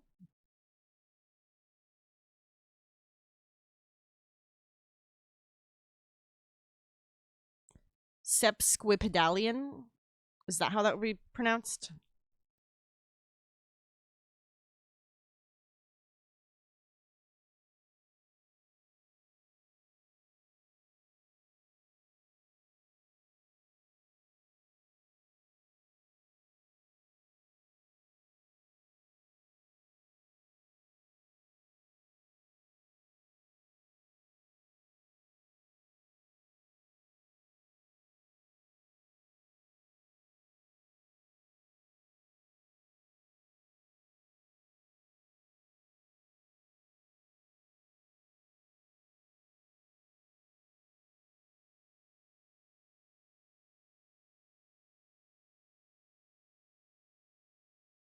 Heck yeah.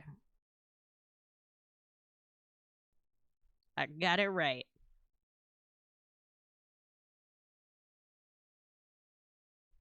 I also have a lot of really gay opinions about all of my favorite characters because there's not enough representation for queer people in media, so deal with it.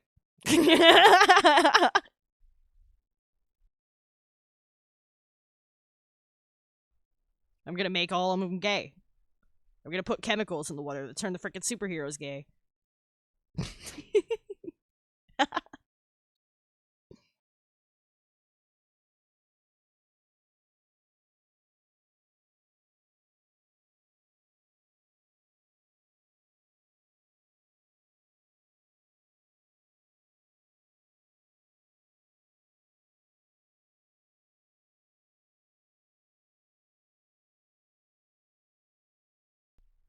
Wait. Is Aos keeping the secret from you also? Because you're the dungeon master. Or is it just we shouldn't know because Aos wants to keep it secret? Because, like, you know what I'm saying? If Aos doesn't want us to know because the other players might find out, then that's, I understand.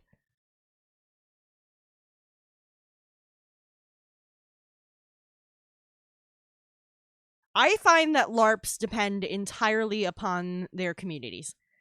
There is always going to be stuff where like the people who run the game matter too, but really it's about the communities. And there have been LARPs I've been to that have been like full of fantastic people where I'm still friends with some of them to this day, and there have been LARPs where I did not fit in. Like,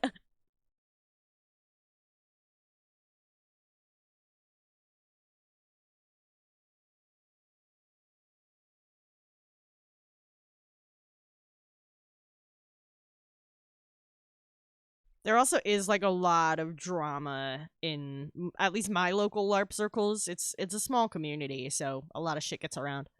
Oh, this is your character for his campaign. Oh, I think I flip flopped it in my head. Okay. Well, I'm excited to find out then.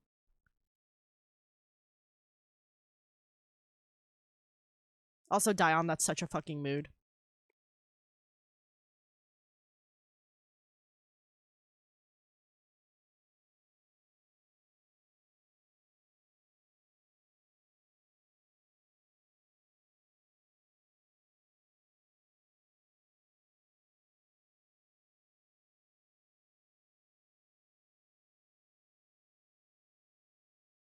One bit of advice is if you start at a LARP, start with a good aligned character. Introducing yourself to a new community with an evil aligned character never works well. People will experience roleplay bleed and they will think you're a dick.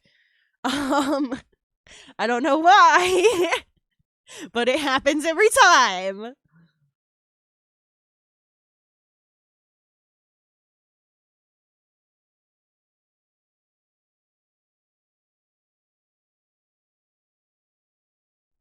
And dude, I get that. That was my life before COVID. I had 3 jobs and I worked endlessly and it was so exhausting.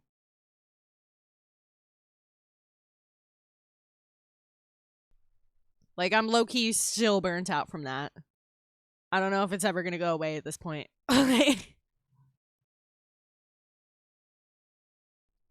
Hell yeah.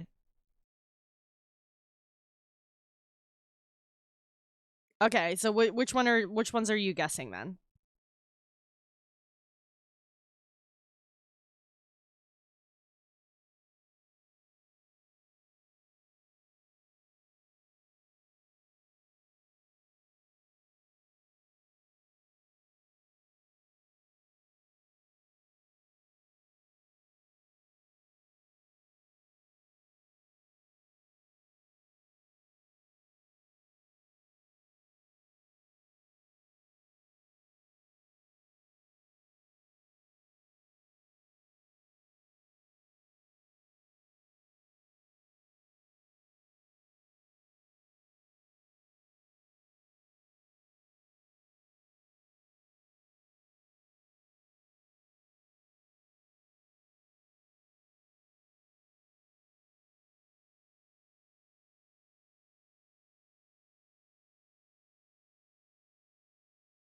Hmm. Imagine it's just Upchuck though. I feel like Alien X would be a safe bet.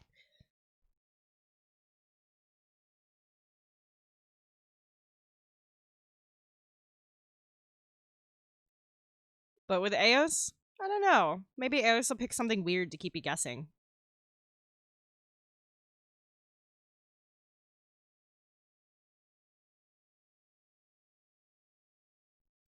Sounds like it's gonna be a really fun game though.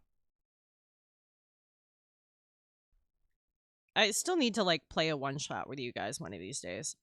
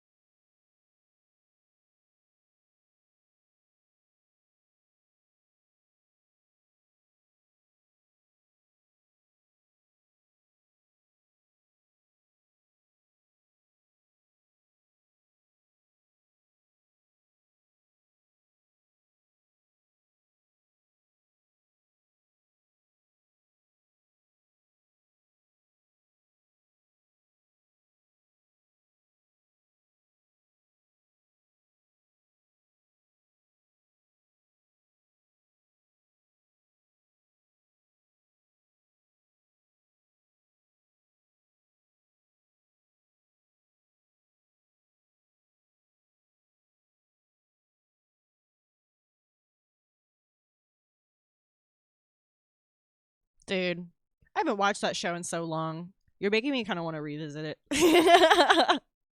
Not in a bad way, just I watch cartoons all the time, so I may as well, right? I fucking love cartoons.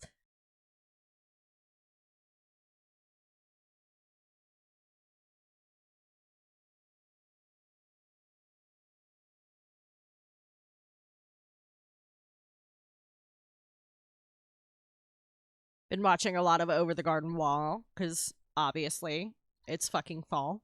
It's the time of year when I put that on repeat and I watch the hour and a half of content again and again and again and again for the whole season because I'm weird like that. I don't bore of my favorite things.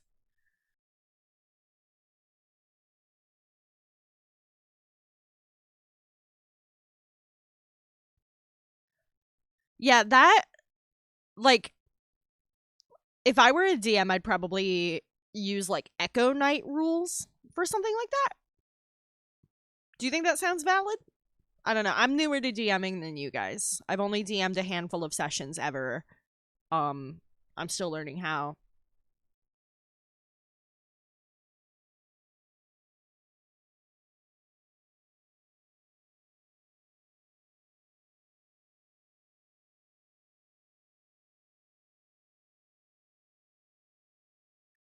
One of my favorite characters I've ever played is pretty much just a ripoff of Fiero from Wicked, the musical, not the movie, and not the book.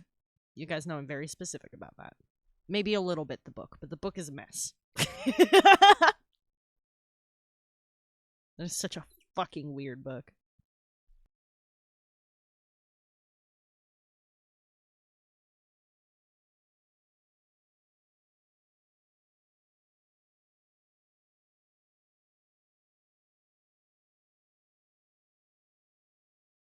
And my dumbest character that people still love for some reason is a Knoll bard who tells jokes and Bark laughs at them. His name is Pax Wisecracker, and he's my son.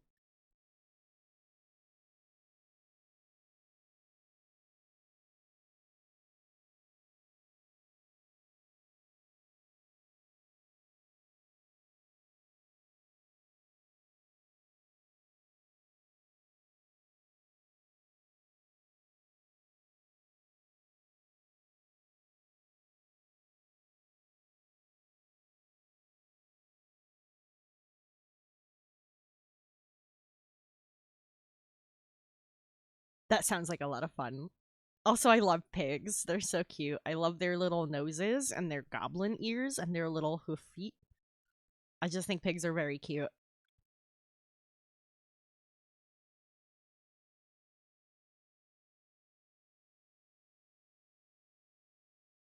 Yeah, so sounds like he's going with some kind of like exhaustion effect for it. Also, how are you, Dr. Biggie?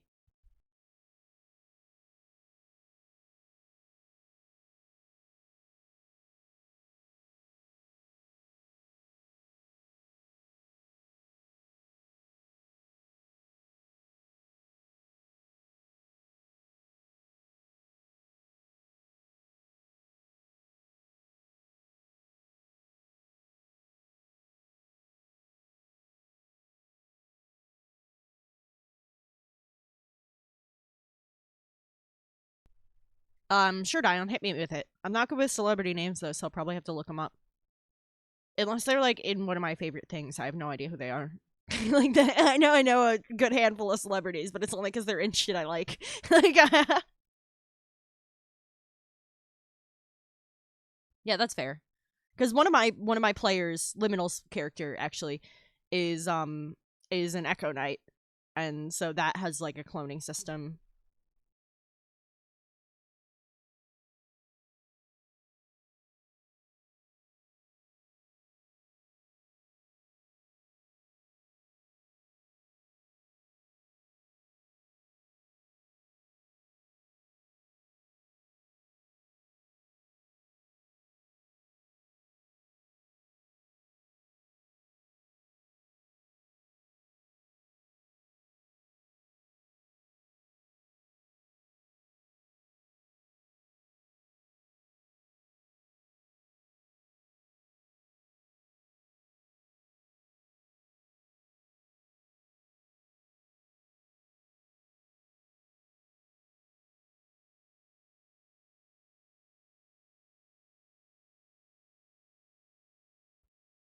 Libby Lux from Bridge City Sinners.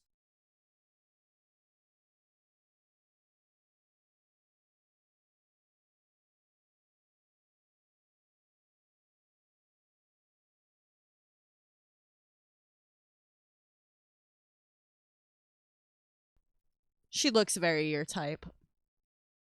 And yeah, her hair's more pink. It's not red. I mean, pink's a shade of red, but it's like borderline magenta. I mean, she's really pretty, but I don't know. Personality is a big factor for me, and I don't know anything about her. Is there a song by them you would suggest that I should put on? Maybe.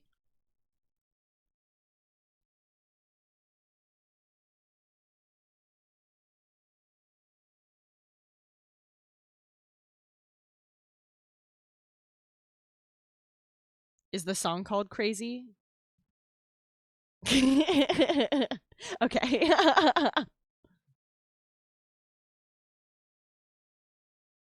Yeah, my Triton character has become kind of a default go to for me. Yeah, Masky, enjoy your meal. Thank you so much for hanging. I end up bringing my Triton in a lot when I'm not sure what to play.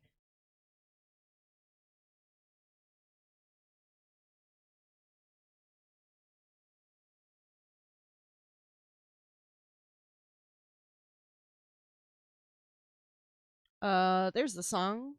Play next. That'll come on when Primus is done.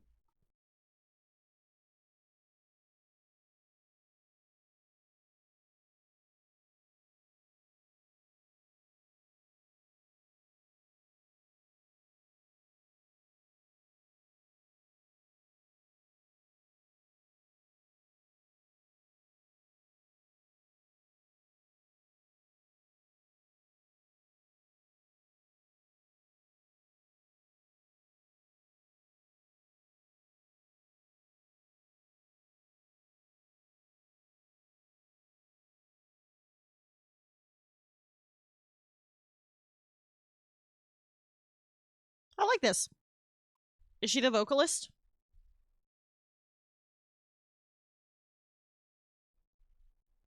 This seems like something Liminal would be into as well.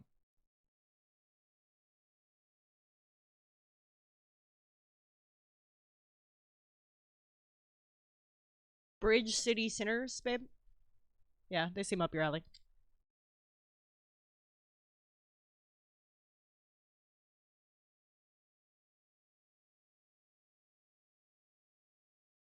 Makes me want to do like the old timey cartoon finger wiggle dance.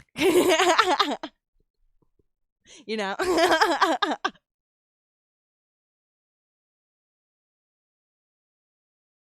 mean, deep voices are pretty fire. I wish I had a deeper voice. But that's partly like gender reasons.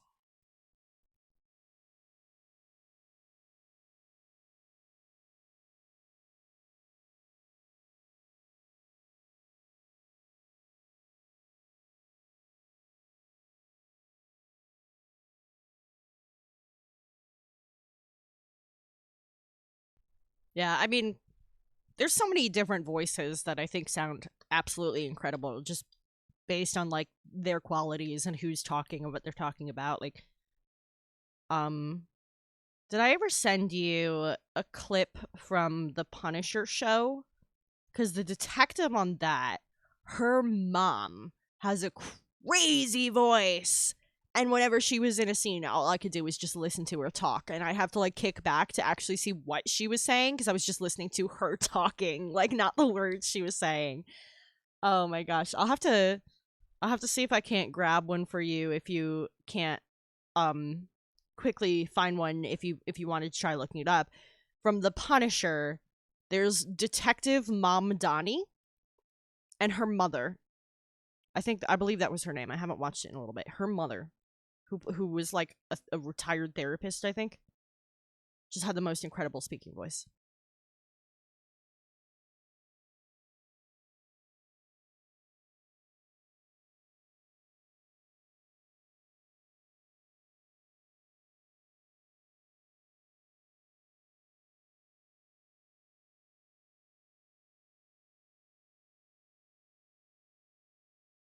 Oh, I love Warforged. Unfortunately, I don't have them in my world because their technology isn't advanced enough.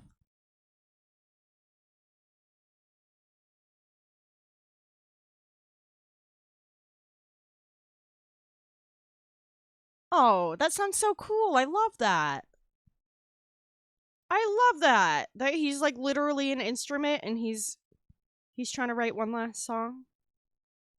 I absolutely love that.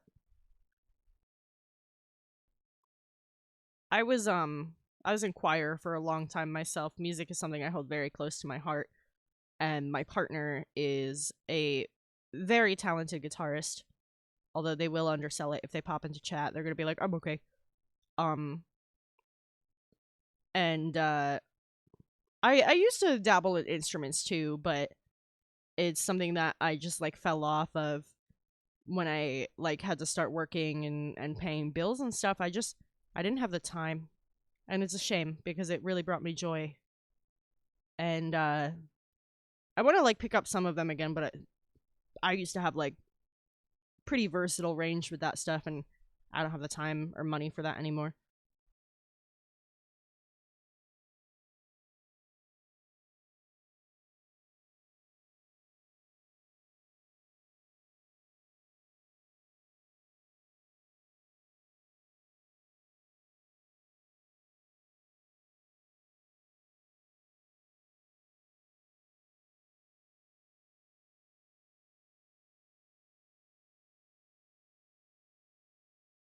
That's so interesting. I don't think I've seen that. That's the kind of performance art I like. There's a lot of different types of performance art. I like that. There's the one with the robot that is designed to clean up its own oil as it spills. That one is pretty thought provoking, in my opinion. I'll even give credit to the banana duct tape to a wall because that I think that's a very apt statement that was made about the modern world of art and its nepotism. Um, and I don't think I don't think it started as art, but I think it became art through the reaction to it. The response the public had. It's interesting how that works sometimes. And I feel like those are good examples. Oh fuck, wrong layer again.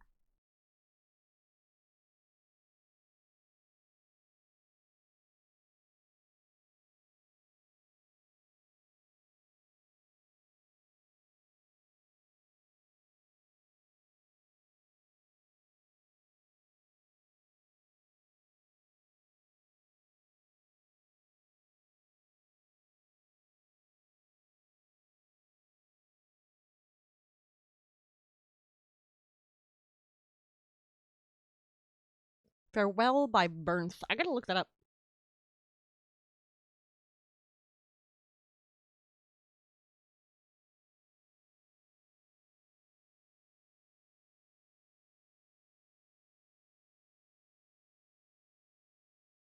I wrote it down on my post-it note that I write shit down on.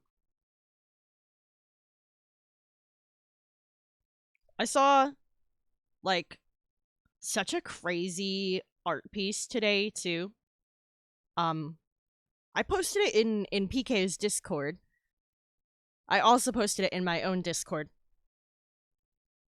It's a YouTube video. And it was like probably the most beautiful automaton I've ever seen. And I think automatons are really interesting to begin with. Like the way people were able to make such intricate clockwork just to like display their skills before like we were even able to power that stuff, how it's just like wind up gear work and shit. It's fucking crazy to me.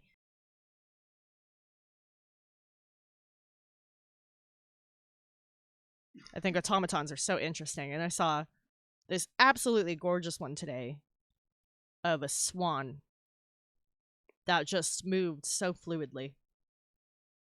And it was made of silver and glass and like precious jewels.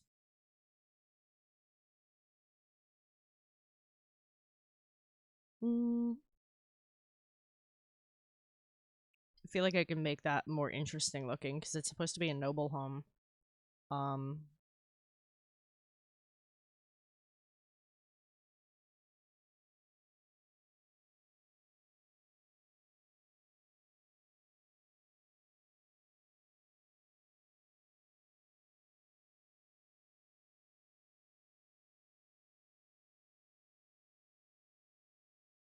yeah, it was so cool.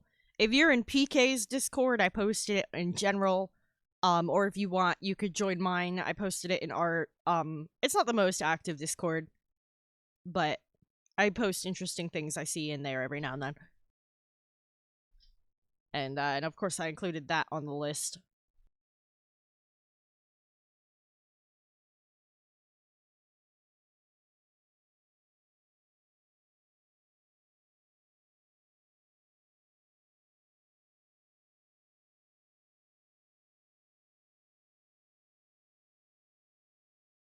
I think that's a slightly more interesting shape.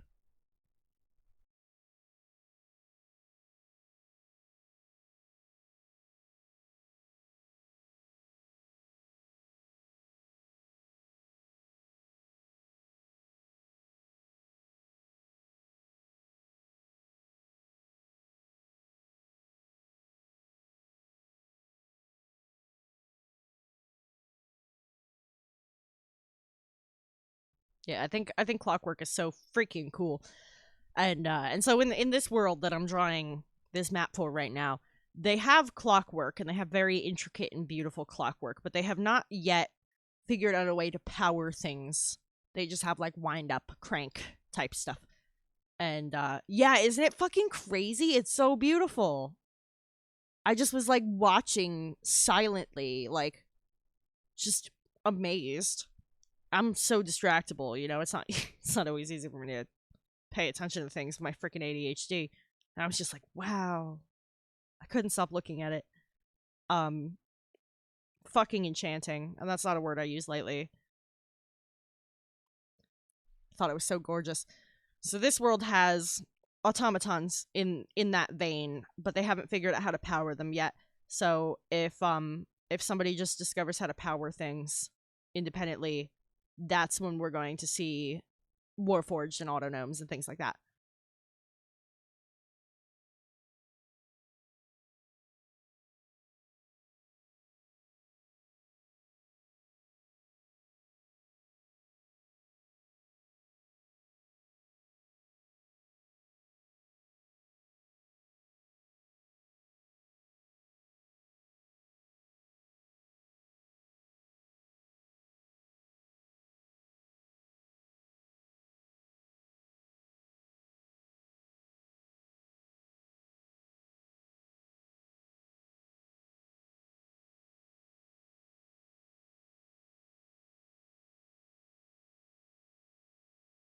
Yeah. Yeah, for me it's they do like tinkering is like clockwork and jewelry making and like you have like forges and stuff, but they don't quite have a way to power things yet. They haven't 100% figured out that yet. Um I don't know, it might be something I might explore the idea of like somebody learning how to use like lightning spells and shit like that.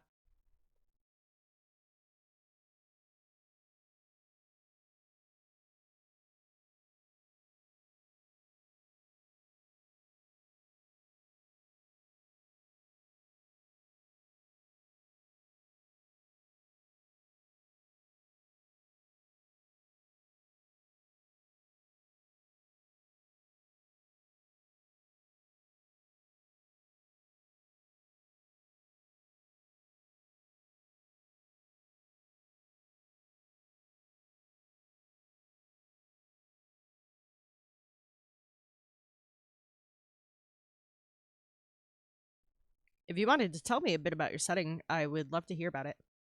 I kept small on purpose because I'm still new to DMing, so I thought it would be less to remember. But then I went and go overcomplicated it anyway because that's who I am.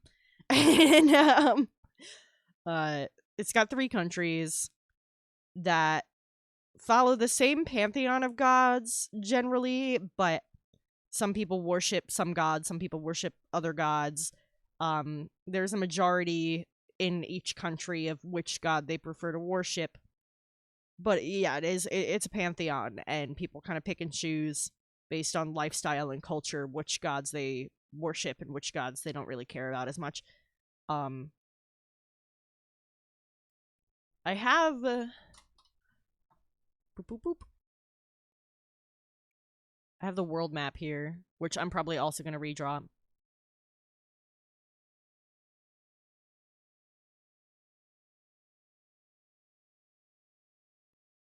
Yeah, that's what the world map looks like. So this is this star here on Beryl, the largest country. Agricultural France is a simple way to sum that up. Then we have Mithra, which is largely deserts. It's very hot. It's very dry. And because of the conditions, they're used to extreme heat and stuff. So they have a lot of people who work in forges, and do metallurgy, do jewelry making, blowing glass, all that sort of shit. And then we have Kailani, which is based on a mix of Pacific Islander cultures and Southeast Asian cultures along the coast. And they have like the best sailors. They voyage to different islands. They outsource things like vanilla and cocoa beans and coffee. But they're like, if you were to say one for each, it would be metallurgy from Mithra, sailors from Kailani, and produce from Beryl. That would simplify the descriptions. But they also each have like their own sub regions that have slightly different cultures and different influence based on how close they are to borders and different regions.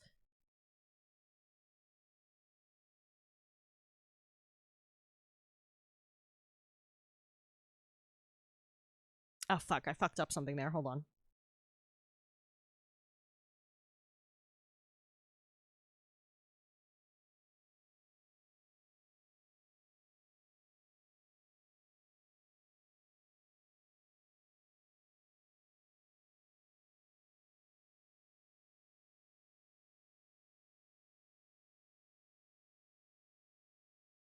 God bless the undo button.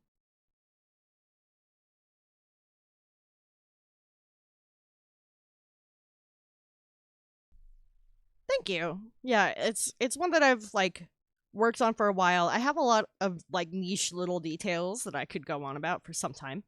um like my pantheon has 4 main gods.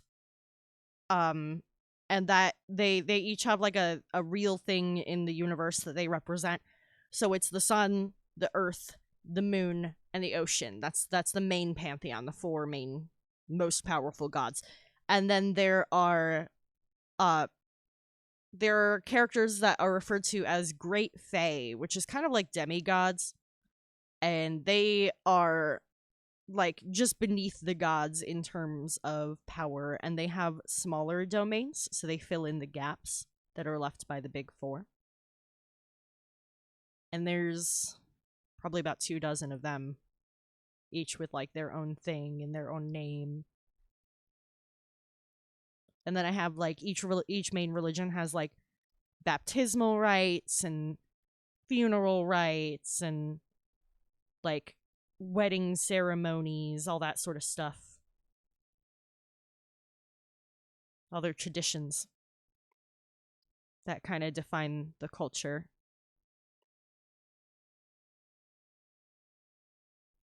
Like this culture primarily worships the earth goddess. So it's very common that when people die, they get cremated and their ashes are scattered in their garden to become one with the earth. Oh yeah, absolutely. So there's a lot of fae. There's a lot, and they each cover specific things. Like there's some of them are like based on regions, where some of them are based more on like behaviors and morals. So like in terms of regions, there's like different fae for the mountain ranges, different fae for like the oases in the desert. There's like fae of the coral reefs around Kailani where it's tropical. But at the same time, there's also like the moral fae, which is like there's one for like animal rearing. So if you're a farmer and you take care of animals on your farm, you're probably going to worship that one or like pray to that one if one of your animals gets sick or something. And that one would also be responsible for like doling out karma unto people who mistreat animals, domestic animals in particular, because there's also a few wildlife ones. I would like to eventually draw all of them.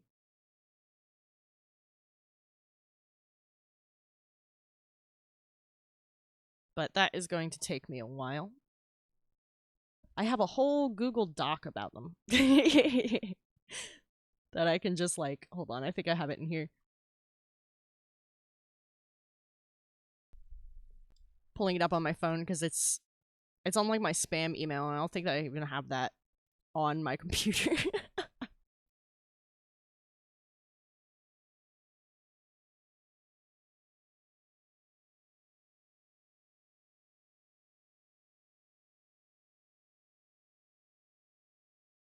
Yeah, there it is. Visit site. Thank you, Discord. I have it right in my Discord that I have for my players.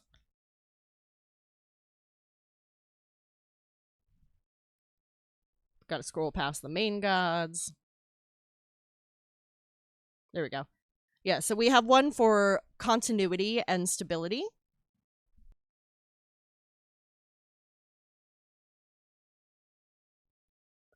Changeling the Dreaming Fae. I don't think I'm familiar with that, but I'd love to hear more about it. Yeah, so one's for continuity, one is for like creation and balance. They each have like a couple different things that they cover.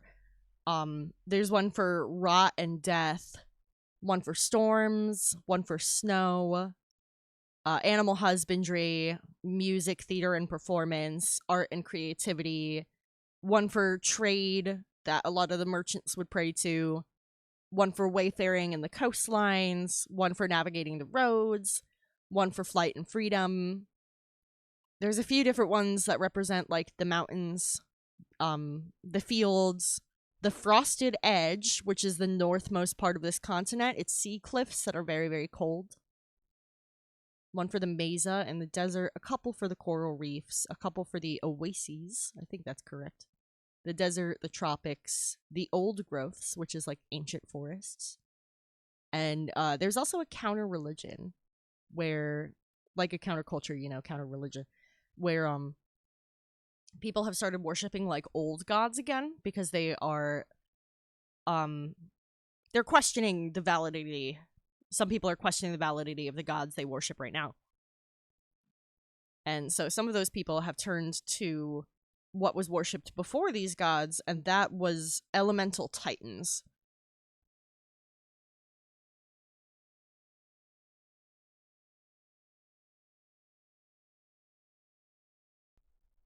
Like, some people think the land still holds the spirits of those titans and have turned to, like, praying to them instead of praying to the gods, thinking they're more inclined to get answers.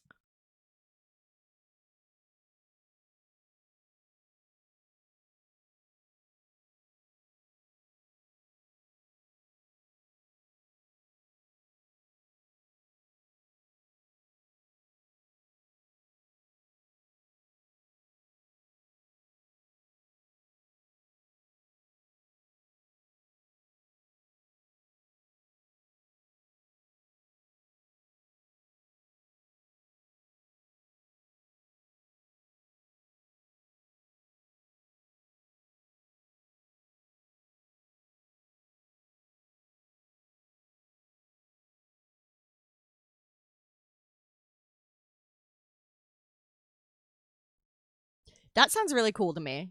There was a period of time in my world where it was like that. Um, there, like how we measure timelines, as like the whole like before Christ, after Christ situation, BC and AD. That was their event that they split the calendar by. And that event is referred to as the Great Expansion, and it's a period of time in which they learned that they can, in fact, wield magic, whereas prior to that, it was considered to be kind of like trying to control the weather. Like, it was just a thing that happened. Nobody exactly had the answers for it. And like, oh, you wanna harness lightning? You're crazy. Like, that's how it was treated.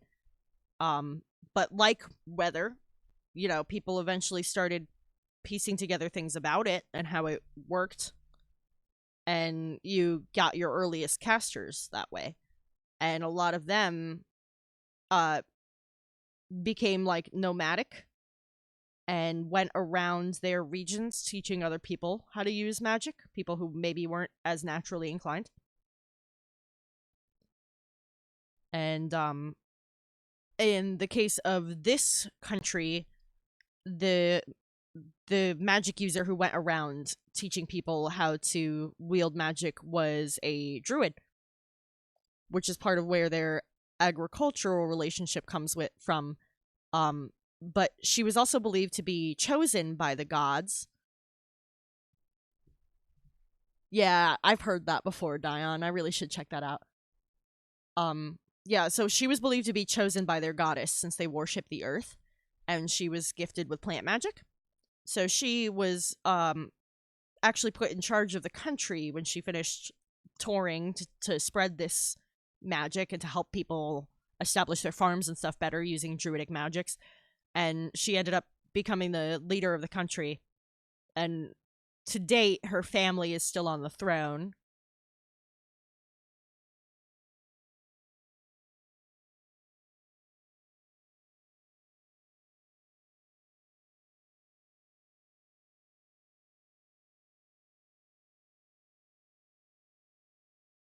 And then in the desert, when they learned to wield magic, it really expanded their territories because they could use magic to source water that was not previously available to them in a number of these regions. And that's still how a lot of the desert settlements run to this day. They rely upon magic users to summon wealth.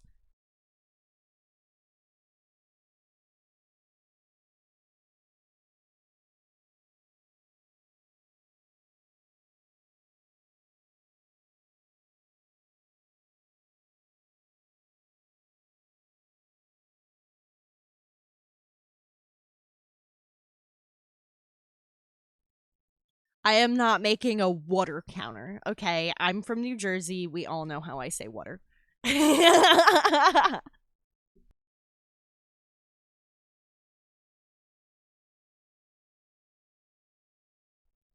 Oh, yeah, that sounds really interesting.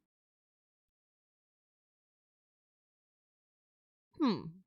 It kind of feels like a Fey Tulpa situation, if you know what a Tulpa is. Um, if you don't, they're really neat. You should check them out.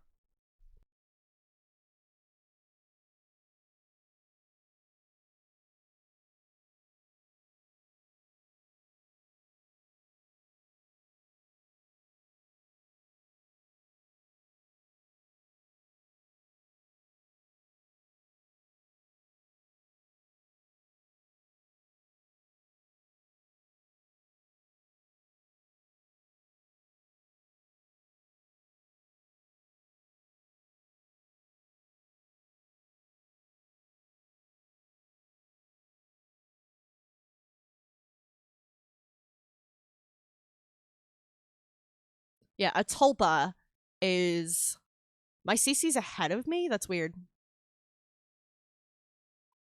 That's weird. A tulpa is a creature that only exists because people believe in it.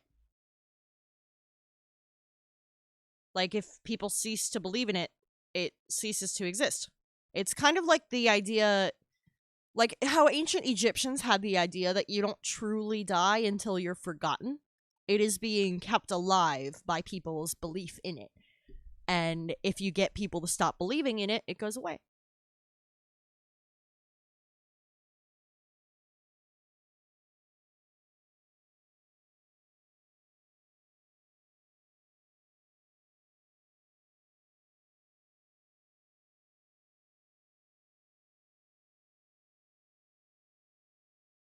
I wonder if tulpas are in my book. I bet they are.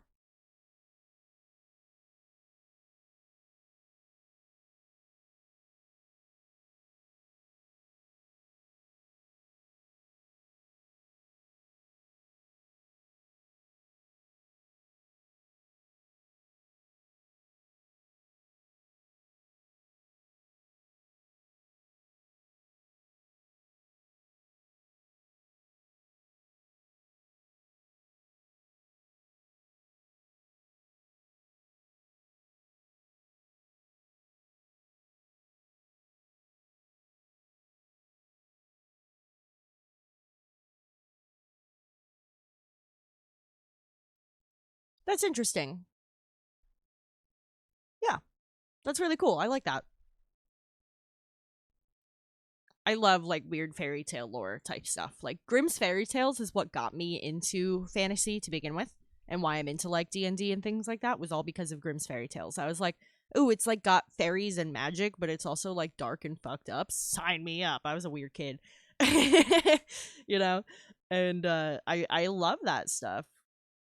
I really, this world pulled a lot of inspiration from Grimm's fairy tales, but I didn't want it to be just another high fantasy Europe because that's been done a million times and it's very boring. So this country is, like I said, based on France, but only because I fucking love Art Nouveau. And then Mithra is based primarily on Morocco, although there is some influence from other coastal nations in North Africa. And Kailani is based on a mix of Pacific Islander cultures as well as a couple different cultures in Southeast Asia along the coast. Bramble, a game called Bramble. I don't think I've ever heard of that.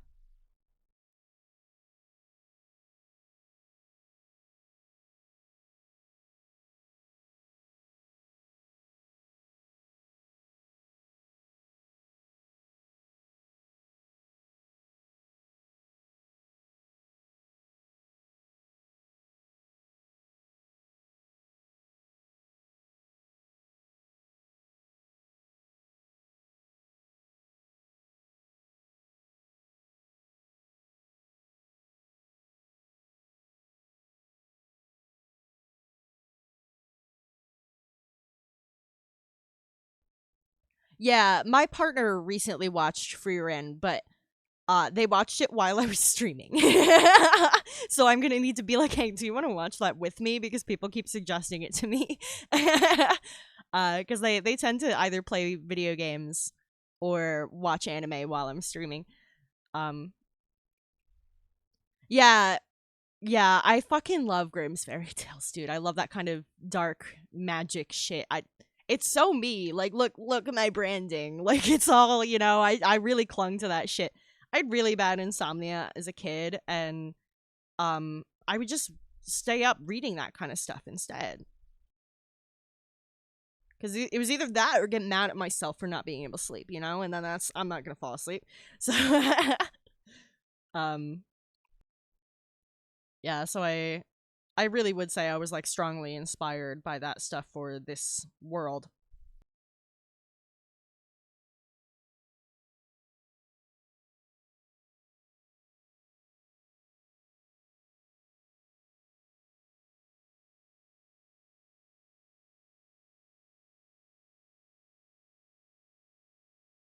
Yeah, that's kind of what my partner was saying.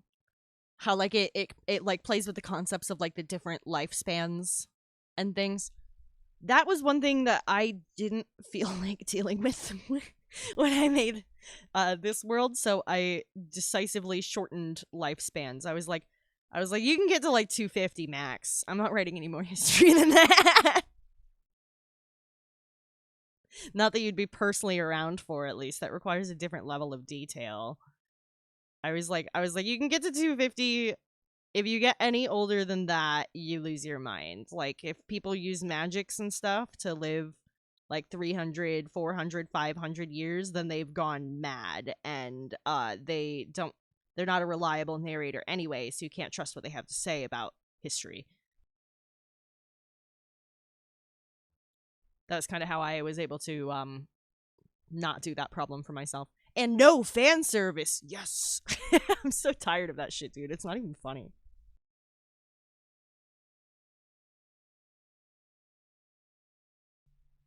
Like I feel like I'm fucking crazy sometimes because people are like, "Oh, anime's always been fan servicey." But if you watch like FMA, there's like what, like one or two scenes where like Winry's in a bathtub, but she's completely covered by bubbles. Like it's not indecent at all. It's just that's where she happens to be when the scene is happening, and like sometimes it'll be like, oh, they're making her like a little pretty or whatever. That's fine, whatever. But then you watch something like MHA, and it's like, where is that 16-year-old shirt? Like,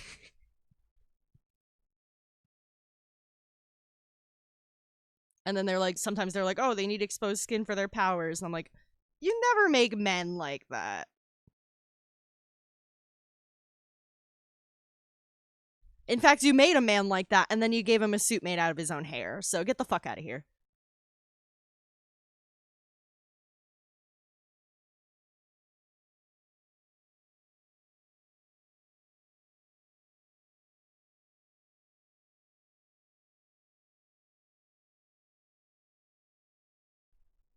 Yeah, like I don't know. There should be you know what I'm saying. You know what I'm saying. I prefer the crazy fight scenes and shit. I watched the fuck out of Blue Eye Samurai. Those fights were crazy.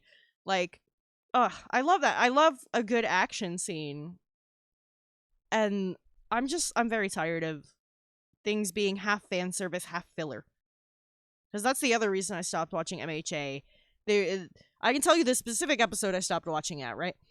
I stopped watching My Hero Academia when they were building up to. Was it Stain they were building up for at that time? I think it was Stain. No? Listen, it's been a fucking while. I don't remember who the villain was. But they were building up to a big fucking villain who was like really fucking shit up. And it's like, oh gosh, we gotta do something about this guy. And then they went and visited a kindergarten. That's when I stopped watching at the kindergarten visit. I don't remember what the big bad guy was at the time, but I stopped when they visited a fucking kindergarten because I was like, "Are you fucking kidding me? Like there's a guy out there really fucking shit up. Let's go see. Let's go hang out with some fucking kindergartners." What?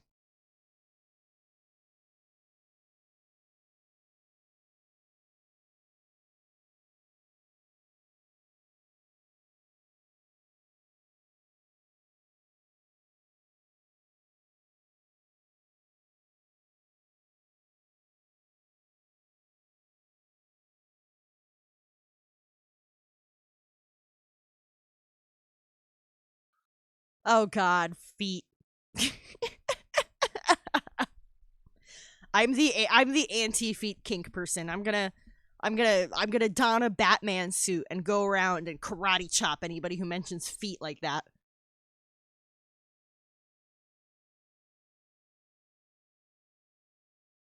Like I see some guy and he's like, feet, and I'm like,